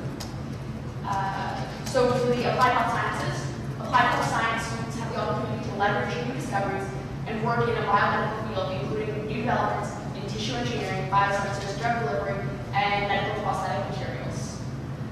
And so with speakers on those topics, the environmental faculty, nanotechnology is a new avenue of research that entails exciting possibilities in sustainable materials and structural and energy efficient technologies. Arts, nanotechnology is a new field that is rife with possibilities that extend from biology, material science, engineering, electronics, and more. However, advancing technology requires simultaneous progress in business, marketing, and policy efforts to bring innovative technologies to the market. Engineering students, especially engineers, get the opportunity to learn about the nature of nanotechnology and how it can be leveraged to design devices and systems for everyday problems. And science students, especially materials and nanoscience students, get an opportunity to see technologies that use fundamental physical and chemical principles to drive large-scale problems, systems, and functions. So there's a little more information for each faculty on this information package. As I said, I can send that out after the meeting. I think the idea was that they would like it if it appeals to kind of try and present it to people in faculty a little more and see if people are interested, because they do feel it's an avenue that's exciting for everyone. They also, if you guys can hear me, Yeah, that's better. they also ask that you reach out to your societies, to your faculties, to discuss the a little bit further. Would you type that out as well? She's so good, and then it went like. First like 2 words, Yeah, really like on we're the there. point. Could you please? Oh, sorry. Scroll back up.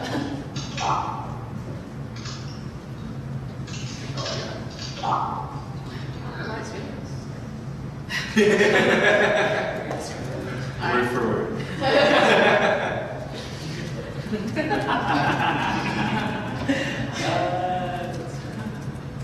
Does anyone have any questions for Seneca? Is it a campus conference, or are you reaching out beyond our campus? I believe there's computers who be on campus. But I think it One of the is, students. yeah, I think it is organized by one of the students. I'm not 100% sure.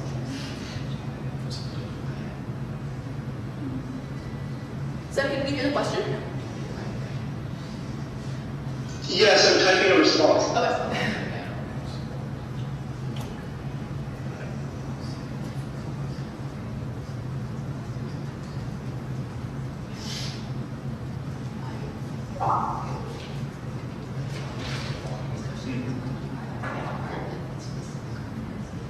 Alrighty.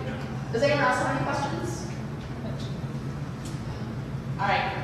Well, in that case, we can move on to any new business. There's none on the agenda unless anyone has anything for the board. Yeah. Just on the fall break discussion, I should have mentioned, please feel free and actually do go to your societies or your circles of folks in your faculty and bounce the same questions off of you that I did.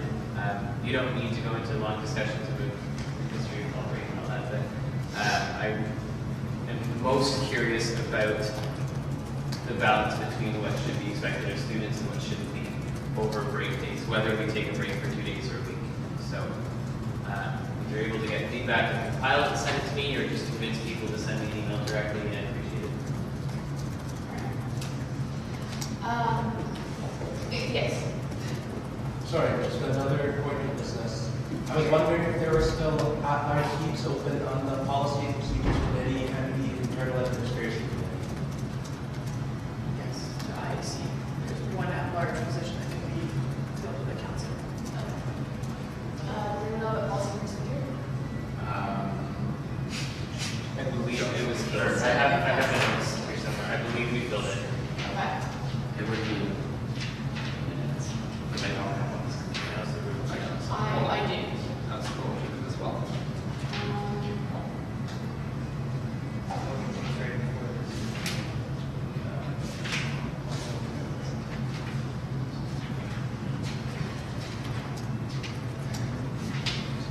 I'm pretty sure we filled it.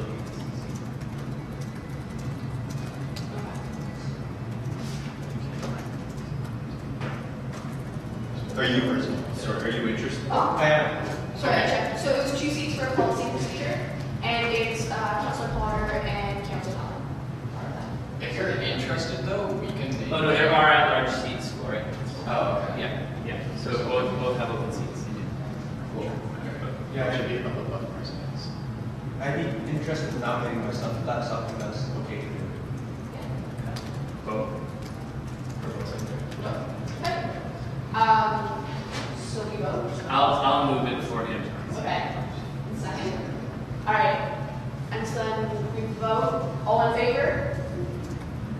Can you repeat what we're voting for? I was just typing out something on Skype. Okay.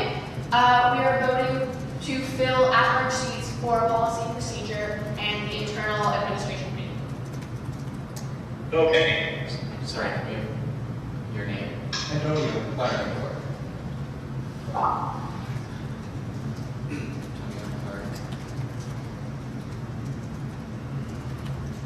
you have her seat?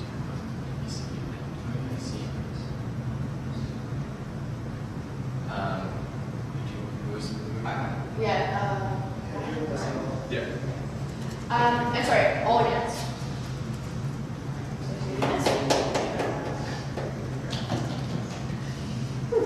And I guess I just saw this with Alexander asking if one will get the support beginning to offer that, and the answer is no. Or they haven't asked them.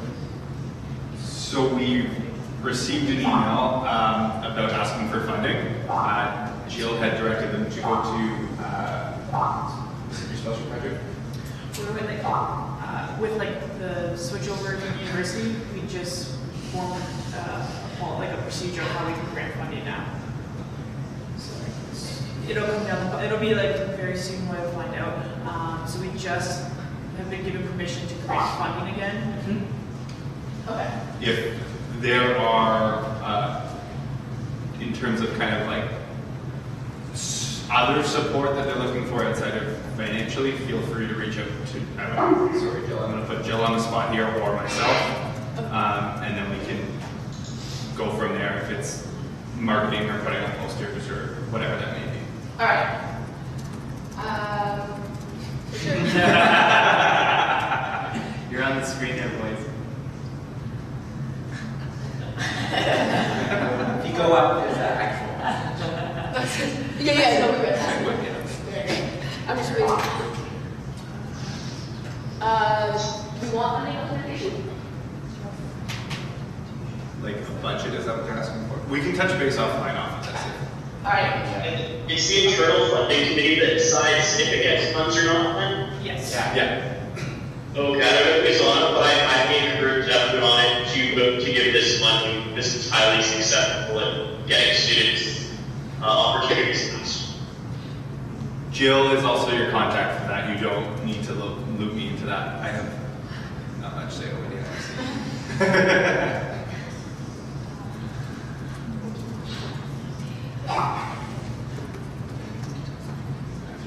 Right. Great. Awesome. So in that case, sorry, anyone else have anything to contribute? Just one thing we're talking about committees, I just actually want to know, with the Education Advisory and Government Affairs, when do you expect they will actually meet? Yeah, so I had a couple conversations with our commissioners and staff who are like resource members for the committees. Over the last 2 or 3 years, the way they've been run, frankly, it's been a bit of a token meeting and they haven't been particularly useful. So my intention is for the next meeting to come with a proposal to council on modifications to those committees. So rather than serving as, basically the idea was that they directed our government relations, which is perhaps not a fair thing to ask of students who don't necessarily have that background. So I'm going to bring forward a proposal that basically expands it into a focus group on the topics that will be in my action plan, and will allow you to comment on those. So to the members of those committees, you'll receive my proposal by email at some point before the next meeting, and then that proposal will come formally to the next meeting. Anything else? All right, in that case, Business? yeah, in that case, Seneca has suggested he would send me like around 2 items. So the first. Since I'll probably cut out again, I typed. Perfect. I can see them. So changing meeting times to be a bit earlier in the morning. So we say like 10:30 or 11. Is this something we would like to put out a poll that people are here for, or is it something that we would like to discuss? It looks like he wants a committee to discuss this. Oh, okay. All right. So are we discussing this here, or that can be other people who discuss it in committee? What was it? Okay, so Seneca, we don't have a lot of context for the two things you put up. Especially those of us who were on council last year, is this appropriate for new business right now?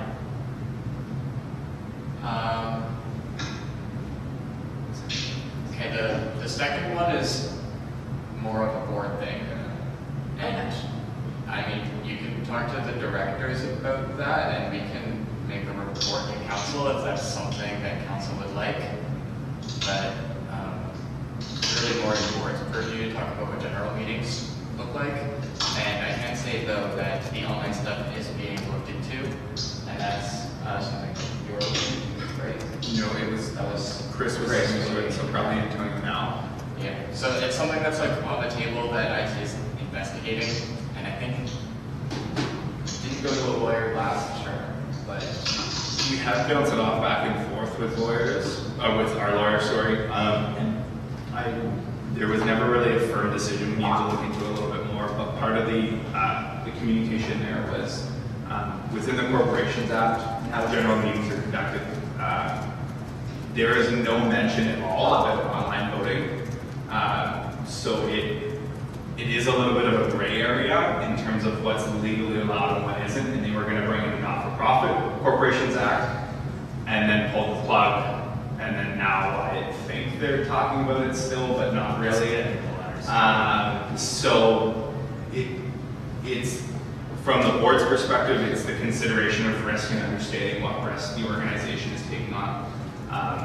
With participating in that type of things, I'm not going to say it's a no, and I can't say that it's a yes, because I'm not a legal expert, unfortunately. But it is being looked into, and I don't have a firm answer right now. So he wants to pass a motion about this. I would encourage Seneca to write some form of policy or edit one of our policies. I'm sure we have a policy that this would be applicable to. And go through PPC on it so we can make like a formal stance on it as an organization. And that's next on board. So we should think, is only the second being considered then, or both? What's your question? Is only the second item being considered, or both? Yeah, just because I was having a hard time hearing you saying today. Sure, we're discussing the second thing right now. Okay. Yeah, I would encourage. Sure. Okay. Cool. So if that's all right, then we can talk about the other thing. For those who can't see the screen, Seneca said he was going to write a policy statement on this and go through PPC, and then maybe next meeting we'll see like a formal thing talking about whereas and the result of that. The other thing, the times, that's been discussed before, but I'm sure people are open to discussing it again. I don't know what you guys feel about that. I think exact topic at one point. From previous conversations with council, sorry, I hope everybody on the phone can hear me. The conversation went from earlier to later to we're keeping it to keep it at 12:30 because if people have morning items to take care of, there's enough time to do a morning appointment, and then also it allows enough time if anybody has to head back to Toronto or to wherever their work city is. They still have time to do that as well as go home and make dinner or make meals for the week and study for the next day. So that's where the conversation went.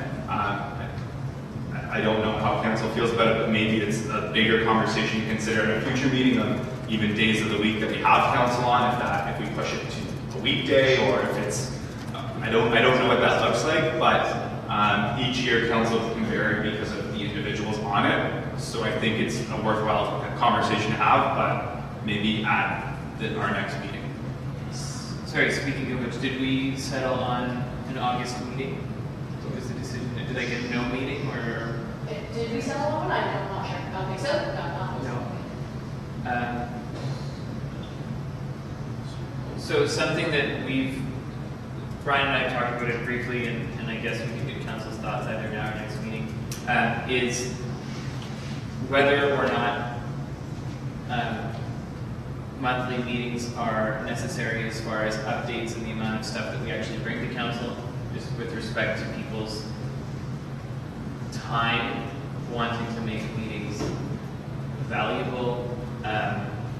We skipped June's meeting and didn't seem to have a ton of negative consequence as a So it might be something to consider moving into the fall, whether council thinks it needs monthlies from us, and it could be less frequent and maybe they're a little bit longer and we provide more substantive reports. So that's one thing to consider. And then the second piece is, if we're not going to have it in August, we should set our September date now. Does anyone object to not have a meeting in August? Raise just a point of information, I'll call it. So a couple of things. One is, I know that we spoke about it at the main meeting about not having a meeting, especially during exam period in August. That was something that people felt strongly against. In addition, the conversation also went of who's going to be around and on campus after exams are done if you're going home. So that, I think all of those are valid. The only thing that I know that could be being brought forward to the August meeting would be budget, because to wait then again until September is quite some time. Now, we could have a very candid conversation briefly, if I can bring up another item that kind of correlates, is I am more than happy to send out the budget via email, obviously, and we can set up in-person meetings when the budget committee and myself kind of bring together a final proposal of the budget and everybody's on the same page. And you can give me feedback either online or in person, and then I can give you responses, because a lot of your questions will have probably already come up between the executive budget committee and myself. And through that, as long as there's no major kind of, and I'll filter all of the questions as well through budget committee. If there aren't any major qualms, then we could potentially just have budget committee and board do the passing of that budget. Just because of time frame, part of it is, I'll go into a little bit of a longer of an explanation. Part of it is our budget procedure and policy is an absolute wreck. That's one of my goals of this year, to change first off of how the whole budget is created and who gets to approve it and at what points in the year do we approve it, as well as the contents in it of the overall budget that we show to the general student who has no information. I would like to push it more towards a report form. So with that being said, it's kind of a layer of our current procedure isn't great, and that's where we're in this predicament of potentially waiting until September to get a budget passed, which isn't great operationally. So I don't know what the thoughts and feelings are. I have no strong feelings either way, but I figured that's something to take into consideration throughout.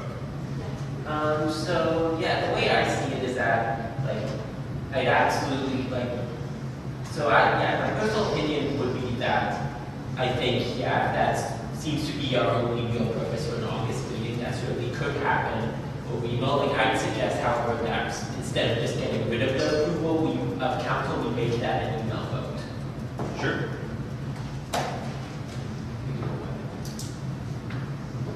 Yeah, the only thing that I would encourage all councillors to do is, I know Elizabeth has probably already experienced it already, is to actually get a response is sometimes difficult, especially during times that people may then be out of country or whatnot by the time they actually get to it. So if that's the route that we want to go, I would be more than happy to do an online vote or an email saying, yeah, no, it looks good, or you answer my questions. It would be more of I would say a delegation of power was where I viewed it, of where councillors still have the opportunity to go and ask questions and get shown the final format of the budget. But ultimately, budget committee then gives a thumbs up and then puts the board for another thumbs up or more questions. And if there are any big things, if there are big questions that come about and budget committee isn't comfortable with moving forward based off of those questions, then we can hold off until September to actually finalize. I'm just trying to be as pragmatic as possible and while not having just a time delay in the only big hurdle that we need to work on. Not related to this, just going back to Sonica's point about changing meeting timings, how would we go about looking at that? And if we did want to change it, yes, I kind of agree with the idea of having it a little earlier. Like, I see why it's at the current time, but how would we go about looking into what time works best for everybody? That's all within council's purview, so we could, the chair or whoever could set up an online poll of, would you like it at like morning between, and then give a specific time of like 10:30 or 10:30 10 start time to 11:30 start time, kind of do it that way, then do an 11:30 to 2, and then do a 2 to 4 start time. Unfortunately, kind of the duration of them can vary based off of meeting to meeting, but the only change that it really is it's not even a procedure to my knowledge, it's just our current procedure says monthly meetings, but it's completely up Which to will normally be at. yeah, which will normally be at 12:30, but that's an easy change. So I think that would probably be the most valuable way. And then the other thing I would say to take into consideration is to look at your kind of year-long schedule, and that's also why the 12:30 time has worked for the most part, because term to term, your schedule can vary on your commitments. So we're not jumping back and forth every 2 months of saying, oh, this term we're going to have it at 10:30 because that works best with 75% of us. The next term, oh, now it's at 4 p.m. because that works, so that it's more consistent through the year. But it's completely up to counselors, to be And honest. will meetings always be on Sundays? That can also change. That could be also up for discussion of saying maybe a Wednesday night makes sense for everybody, or a Tuesday or whatever. That's just historically how it's always been. But the recommended time is Sundays at 12:30, but like I said, it doesn't have to be there. With the suggestion to change the meeting time, I don't know if that's something we really need to worry about unless a lot of counselors want to change it. Because I know for me, that's that's quite a bad time after. I mean, unless anyone objects, I could just send out a doodle, and this may be the time that works best for everyone, and we can keep it, but if not, we'll also talk about changing. I think that makes sense. That's good. Alright, so I'll take care of that. Did we have a resolution on the August meeting? Yeah. So I think the August meeting is kind of, the budget is the one thing that is part of the discussion. So is it okay if I just do a straw poll? Could I just do like a quick straw poll to say, like, would we be comfortable as counselors to like provide feedback via email or in person? We can set up an in-person meeting, and all of those will then be either answered, and if there is no answer, filtered to budget committee, and we'll get an answer back to you. And if all of the answers are kind of sufficient and there is no major kind of chunk of uncertainty with the budget, then we're okay to designate power of approving it to budget committee and to board, with the understanding that it will still come back to council for, obviously, for information so that everybody's in the same place. Is that just for this year? Just for this year, and then I'll be working with budget committee as well as council to create a new board or budget procedure to better reflect, I think, regular course of business that we encounter, to put out proper timelines, as well as how the budget's being displayed, what that budget format looks like, and better clarification of where funds are being spent in each area, in each portfolio, so that there's better explanation when you just read through the budget as opposed to, oh, here's an Excel file, this is a whack load of numbers, I don't know what to mean to me, which is a total fair, I think, response from any student, even counselors, to look at that budget and go,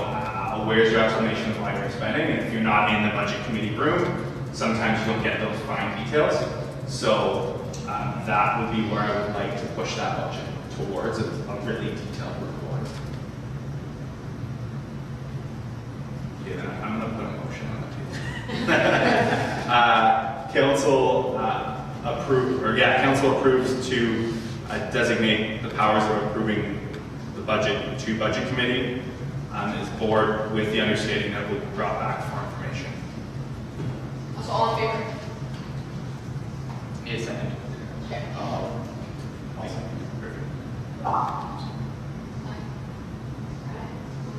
So is this for the goal for the meetings, or is this something else? I've been having a hard time hearing this. This is to designate the power to approve the budget to budget committee of the council And for this year. I think in the understanding that the August meeting won't happen is more what that. Yeah, because we would be scared of August meeting. Correct. Yes. Okay, I vote aye. Where's the Seneca one? What's the amendment? Seneca? Typing it, sorry.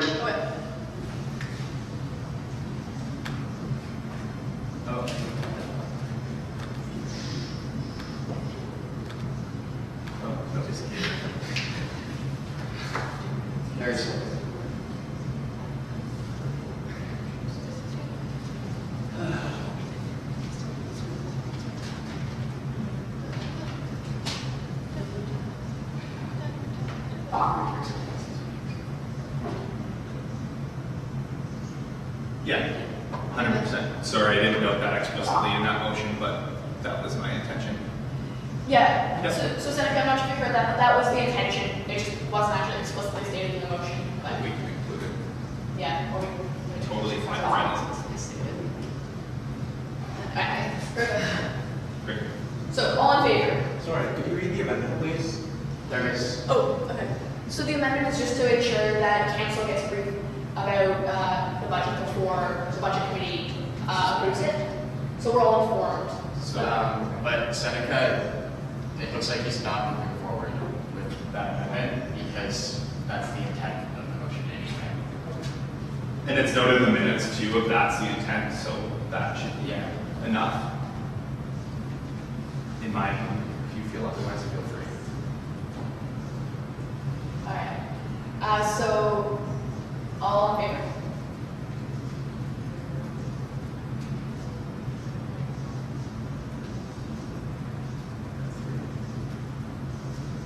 All right. And all against? Can I have an abstention noted, please? Sure. You're expressing small. Yes.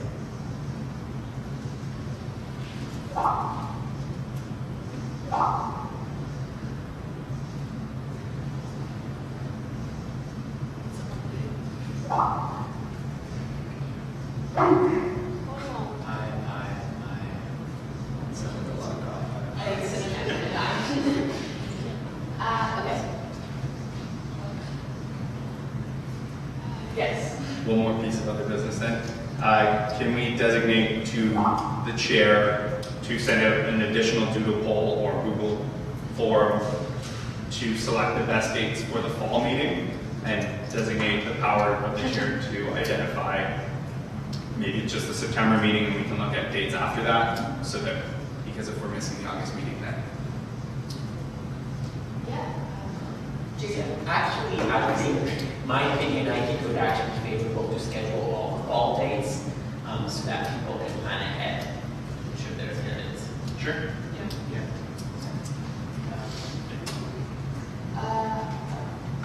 Great. Sounds good. Motion by Brian, seconded by Jason. So all in favor? All against? Okay, it's unanimous. Great. And so unless anyone has any objections, Do we have to formally move to cancel the August meeting? No, it just won't happen. There wasn't one scheduled. Right. so does anyone else have anything they want to do? And if not, then we move to adjourn the meeting. Alright. Yeah. Do we do a vote to that? We actually don't need a motion to adjourn. You can just tell us we're adjourned. Alright, so we're adjourned. Cool. Awesome. Thanks, guys. Thank you, everyone. Also, you can just tap your chairs for the back. I don't know if we can sound great. One thing that I was doing was really important is I was pretty much the same thing in December. It's still pretty over.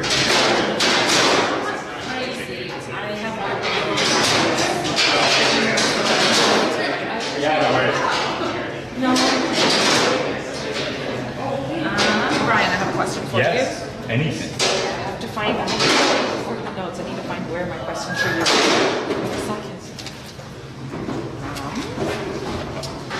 Two questions for you.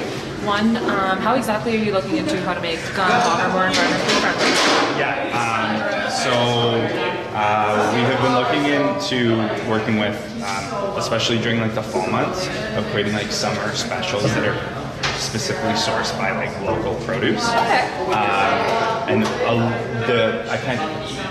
One thing to note with that, because I did look into this preliminary last year, and it kind of came to a grinding halt because when you mix, it has to kind of be your whole meal is from the same place, as opposed to like you have a piece from here, you have a piece from here, you have a piece from here, because if there's any contamination, you can locate exactly where it's coming from. So right now we have like all of our food supplied by two suppliers, so Flanagan's and GFS, and those are like specific mass food suppliers. But when you deal with kind of the farmer's market type of deal, it's like this was all created by X Kappa. this salad was, or this creation was, just to make sure. Maybe for the vegetarian options, that might be an option, or desserts or something that would be, just the local, like I know Harley's does fruit. I had fruit from there yesterday. Yeah. Well, should have never tasted strawberries that day. You're like, where's the sweetness coming? Like, that's exactly. I've ever bought has tasted that sweet. So that's one area, and that could actually be, the plan could happen in the fall, but then the fruition of it comes with more planning for the next summer, but really creating steps in to acknowledge that. And who would be working with you on that? I would be myself, our chef, and then the bar manager. Okay. It would be kind of the three, but more than happy to tie in anybody else if you're interested. I'd be interested, yeah. I work at a restaurant right now. Oh, sweet. Where do you work? I work at A-Verb in the Tannery. Nice. I'm going there literally right after. Fantastic. Another thing that is more of a personal initiative of mine that I noticed the bar in Toronto did and got some really great stats from was taking straws. So say no to the straws. Do you have that written down? We use plastic cups and straws. Even plastic cups to some extent. Yeah, so our plastic cups for during bar nights, for sure. Like, it's kind of, it's a balance between like operations of can we actually handle processing and cleaning thousands of cups, even though they're plastic, like the reusable plastic ones, compared to disposable ones. But that's something that's been in the back of my mind. In my mind, I go, who can I link up with to create a red Solo cup that's biodegradable? Because like that is. There's someone in environmental business looking at something called something, which is like a fungus-based, like the exact same. Yeah. No, she presented her Velocity Fund Fib. Everything. People will be all over. I'm sure if it costs a couple cents more, who cares? But in return, the one big thing is straws. The other thing with plastic cups, which I just realized, was we in environmental business, we did a life cycle assessment class, and we looked at the life cycles of paper cups, plastic cups, and glassware, and it just saw the disposable cups, like it almost equals out because of the amount of water you'd be using, especially in restaurants and bars, because like your dishwasher's running on hot water. And if it's just constantly doing that, like the amount of detergent and water, and it's not always biodegradable detergent, it sort of works out. But 100%. Straws for sure. Straws for sure, and it's we've had preliminary conversations around like say no to the straw, but remove that. I think we're going to go one step further and. It's actually, we're thinking about just ordering in the straws that come in like a package. Okay. So that if somebody really, really wants a straw, then a server already has one that's in a wrapper and can just hand it to them. But all of the drinks coming from the bar will have a straw. Because you don't even notice it. Like any general person, they may at the time be like, oh, I love drinking out of straws. But then if you get a glass with a straw, we don't drink with straws when we're at home. I'm trying to not drink with straws. It's difficult because I'm so used to like every time you go out, like you get like 4 straws. That's exactly, because it's just grab and dump. It's not right. And so the bar in Toronto that actually made, say, 2.7 million straws within 7 months. Nice. 7 months. That's ridiculous. So I'm like, okay, so plastic doesn't biodegrade at all. It just is here. So how can we do this and take responsibility? So that's something that we're looking into. As well as I'm going to start doing some consultations with Sci. I know that there was an environment student last year who actually did a whole report about bomber sustainability and how we can become more sustainable. They were supposed to send me the report. I nagged them a couple times. I never got it. But I know that they were part of Sci, so I'm going to then follow up with them. They're now graduated and done. What do you guys do with compost? How do you with kitchen waste and food waste? Because that's something I'm looking at doing for my my capstone project in fourth year. It's an inner struggle. And when I say inner, more university struggle, they don't want compost on campus. And they are very scared of having anybody come and service them because we're not part of the region because we're a business. We'd be producing more. So even if we want to do green bin or something like that, it's more difficult to execute. It is something that I put in Matt Erickson's ear, who's the environmental sustainability coordinator with the university. Okay. Oh, not Matt Erickson, sorry. Matt Tyson. Oh, yeah, okay. Yeah. Matt Erickson's in a different flavor. Okay. I was like, the name Matt sounds familiar, the last name is Matt Tyson. And so that's a big push that I think other partners across the university, even like dean's offices and stuff, like, why don't we just have a green bin and somebody comes down and tosses it out at the end of the night and then the whole bin gets over and puts in a compost. And if something else, I don't know where it was, but I was reading about, I think it might have been in the States, but some smaller businesses, restaurants and stuff, they partner up with local farms. So they give them their compost or their green waste. So you sort of do it without having, I guess, the pressure of the municipal government. Yeah. And you just do it as a partnership with these And farms. it's not even sitting there. It's, Yeah, they're no, going you to take give it care to of it. them, they're dealing with it, and then, you'd get maybe a discount on the produce that you're getting from the farm, or you'd have that sort of streamlined, straightforward. If it's something that you are, no worries. Here, let's these really quick, and then. Because I remember Megan sending me a calendar, I drew that it was going to flip the calendar. So I was like, Joe, it looks like we actually can't have these. Joe.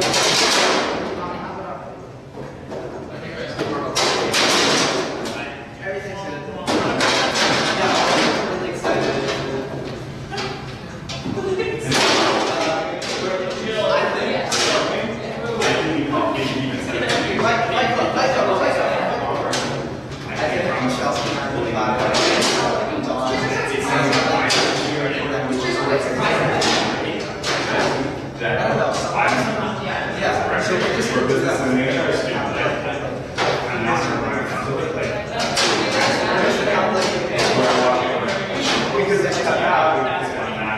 This past year, we switched all of our plates and sugar cane based. So even at that's over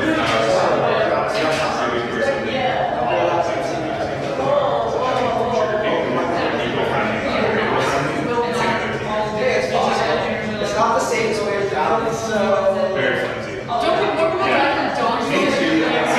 Too, but they actually don't need, they're just flimsy, but they don't need much.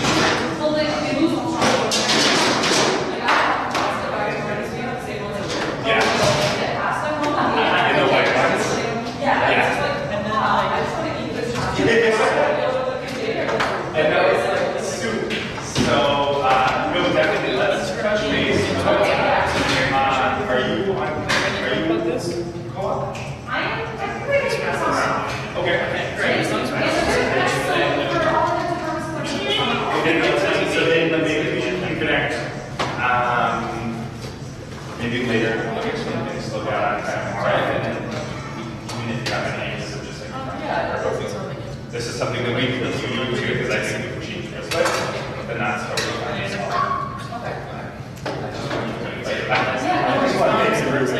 There's one more thing to it. No worries. No, of course. Yeah, if I still meet like that, that's stupid.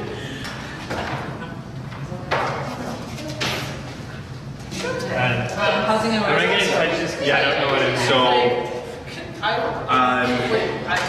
historically, like that was one of the reasons why university would say we can't do fall break is because housing won't be ready to accommodate for students to move in. Like Andrew said, it's something that we're taking into consideration for the longer term feasibility of the breakage or sorry, the fall break, the full fall break. One of the issues is it probably won't happen through even the 2019 fall break, that we'll have to find other arrangements.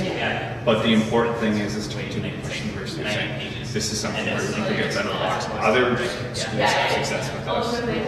And they move in, and whether it's, I mean, when we look at economies of scale, like Nexus probably has pretty poor economies of scale because they're so small that they can't just have one custodian taking care of 3 floors. They need one for each to get them cleaned in time, whatever that looks like. So, no, sorry, I'm taking that down. You're taking it out? Yeah, no, I don't know what I'm doing. Yeah, Me can we neither. help out with anything? Me neither, I'm just gonna unplug it and put What it do in we do office. with this stuff? Sorry for interrupting. Which stuff? That stuff? Just put it in this box, and then we're good. Okay. So that's kind of like more of the back history, that there was some back and forth, and that was being used as a roadblock. But going forward, I've definitely. Just because, like, I did international orientation, Yeah. so I'm like straight up international student, paying ridiculous amounts of money to be here. And when I moved in, it was international orientation first, and so we were housed in Rev for that. And then we were told with international orientation we'd get early move-in days. And you did? No, because I was at a university college, so I was at St. Paul's, and they were just like, yeah, no, that's only for you Waterloo residences. You can't move in. Here's the day you have to figure out your own accommodation. That's infuriating. Yeah, so luckily for me, my parents were in Mississauga that week. We were doing orientation. We were here for the first day. We're gonna hang out with family friends in Mississauga. I had to. They had a room at Comfort Inn or whatever it is on Weaver. I was there for the night. Thankfully, I was there. But what about people whose parents don't stay? Exactly. You know, that like being put in that situation was a real weird thing. Like, Stupid how is amount of this- stress. Like, how is this not working out Yeah. in this way? 100%. So, for sure, and that could be also a part of it.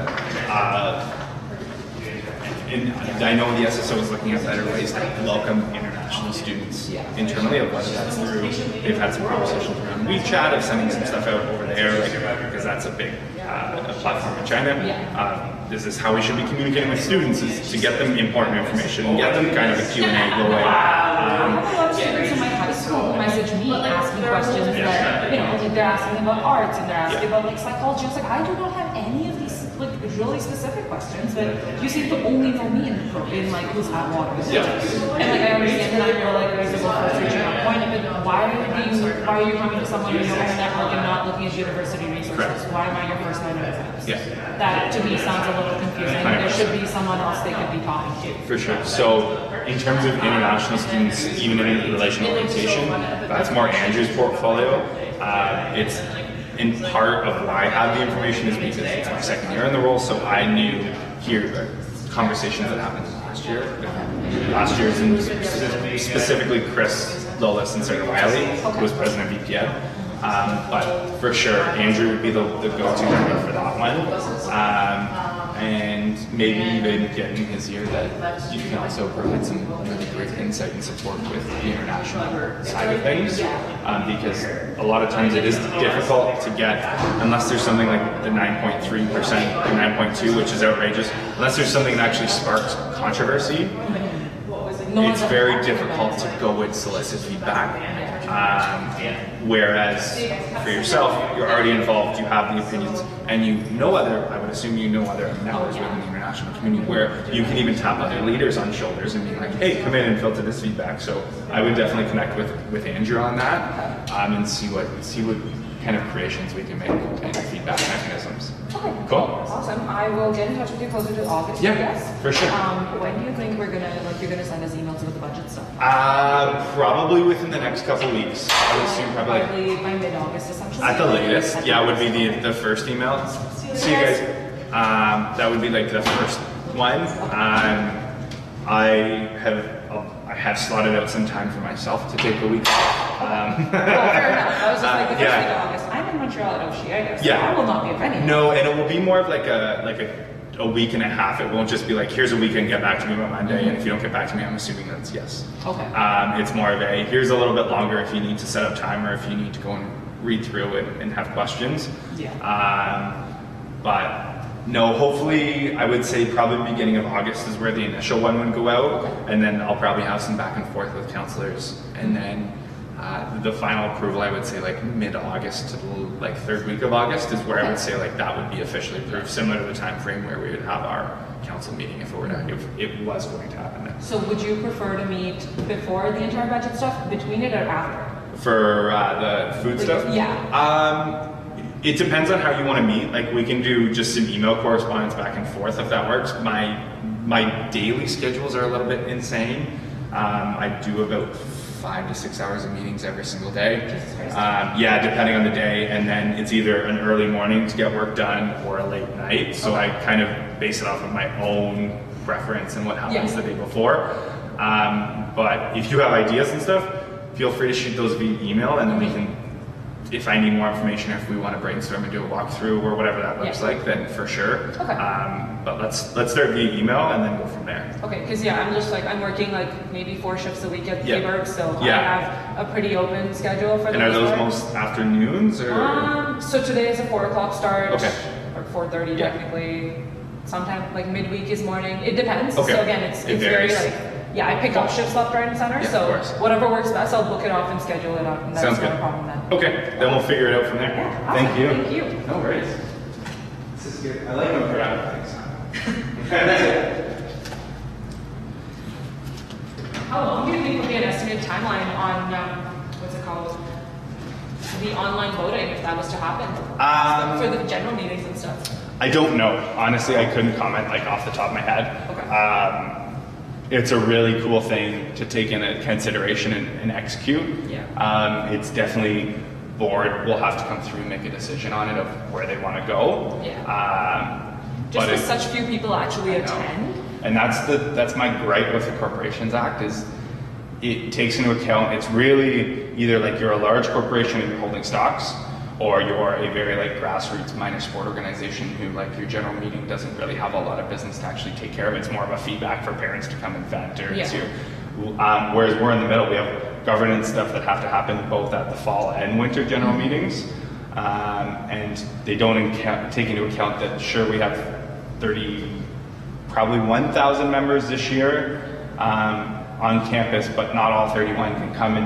Oh, yeah. If we do it on a weekend, no one's coming. If we do it late at night, no one's coming. If we do it early in the morning, no one's coming. So it's people like are in class in between that, so yeah. and balancing responsibilities. So it's part of that we're trying to weigh as well. Okay. And I know the board has had the conversations before, but it's kind of been a little bit wishy-washy, especially with responses back from our lawyer. But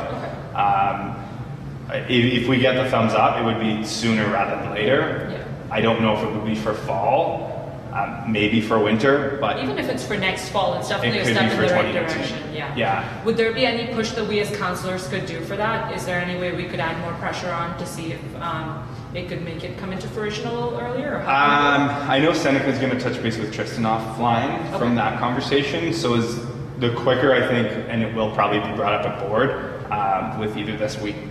We have one on Tuesday, so it's either going to be brought up another business of saying, hey, this is coming forward, let's look into it, or future down the road board meeting, and then doing some more consult that way, and then turning around to go and then look at our technology infrastructure of what other projects are we prioritizing on the go, what has to take off the back burner, or what stays on the front burner, and this is now, our target date is fall 2018. I don't know what that looks like. That's more of an internal kind of balancing of priorities, because there are things like the club's management system that we really want to get up off the ground running sooner than later, because it will save clubs a lot of time and a lot of coming and asking Jake for a lot of things.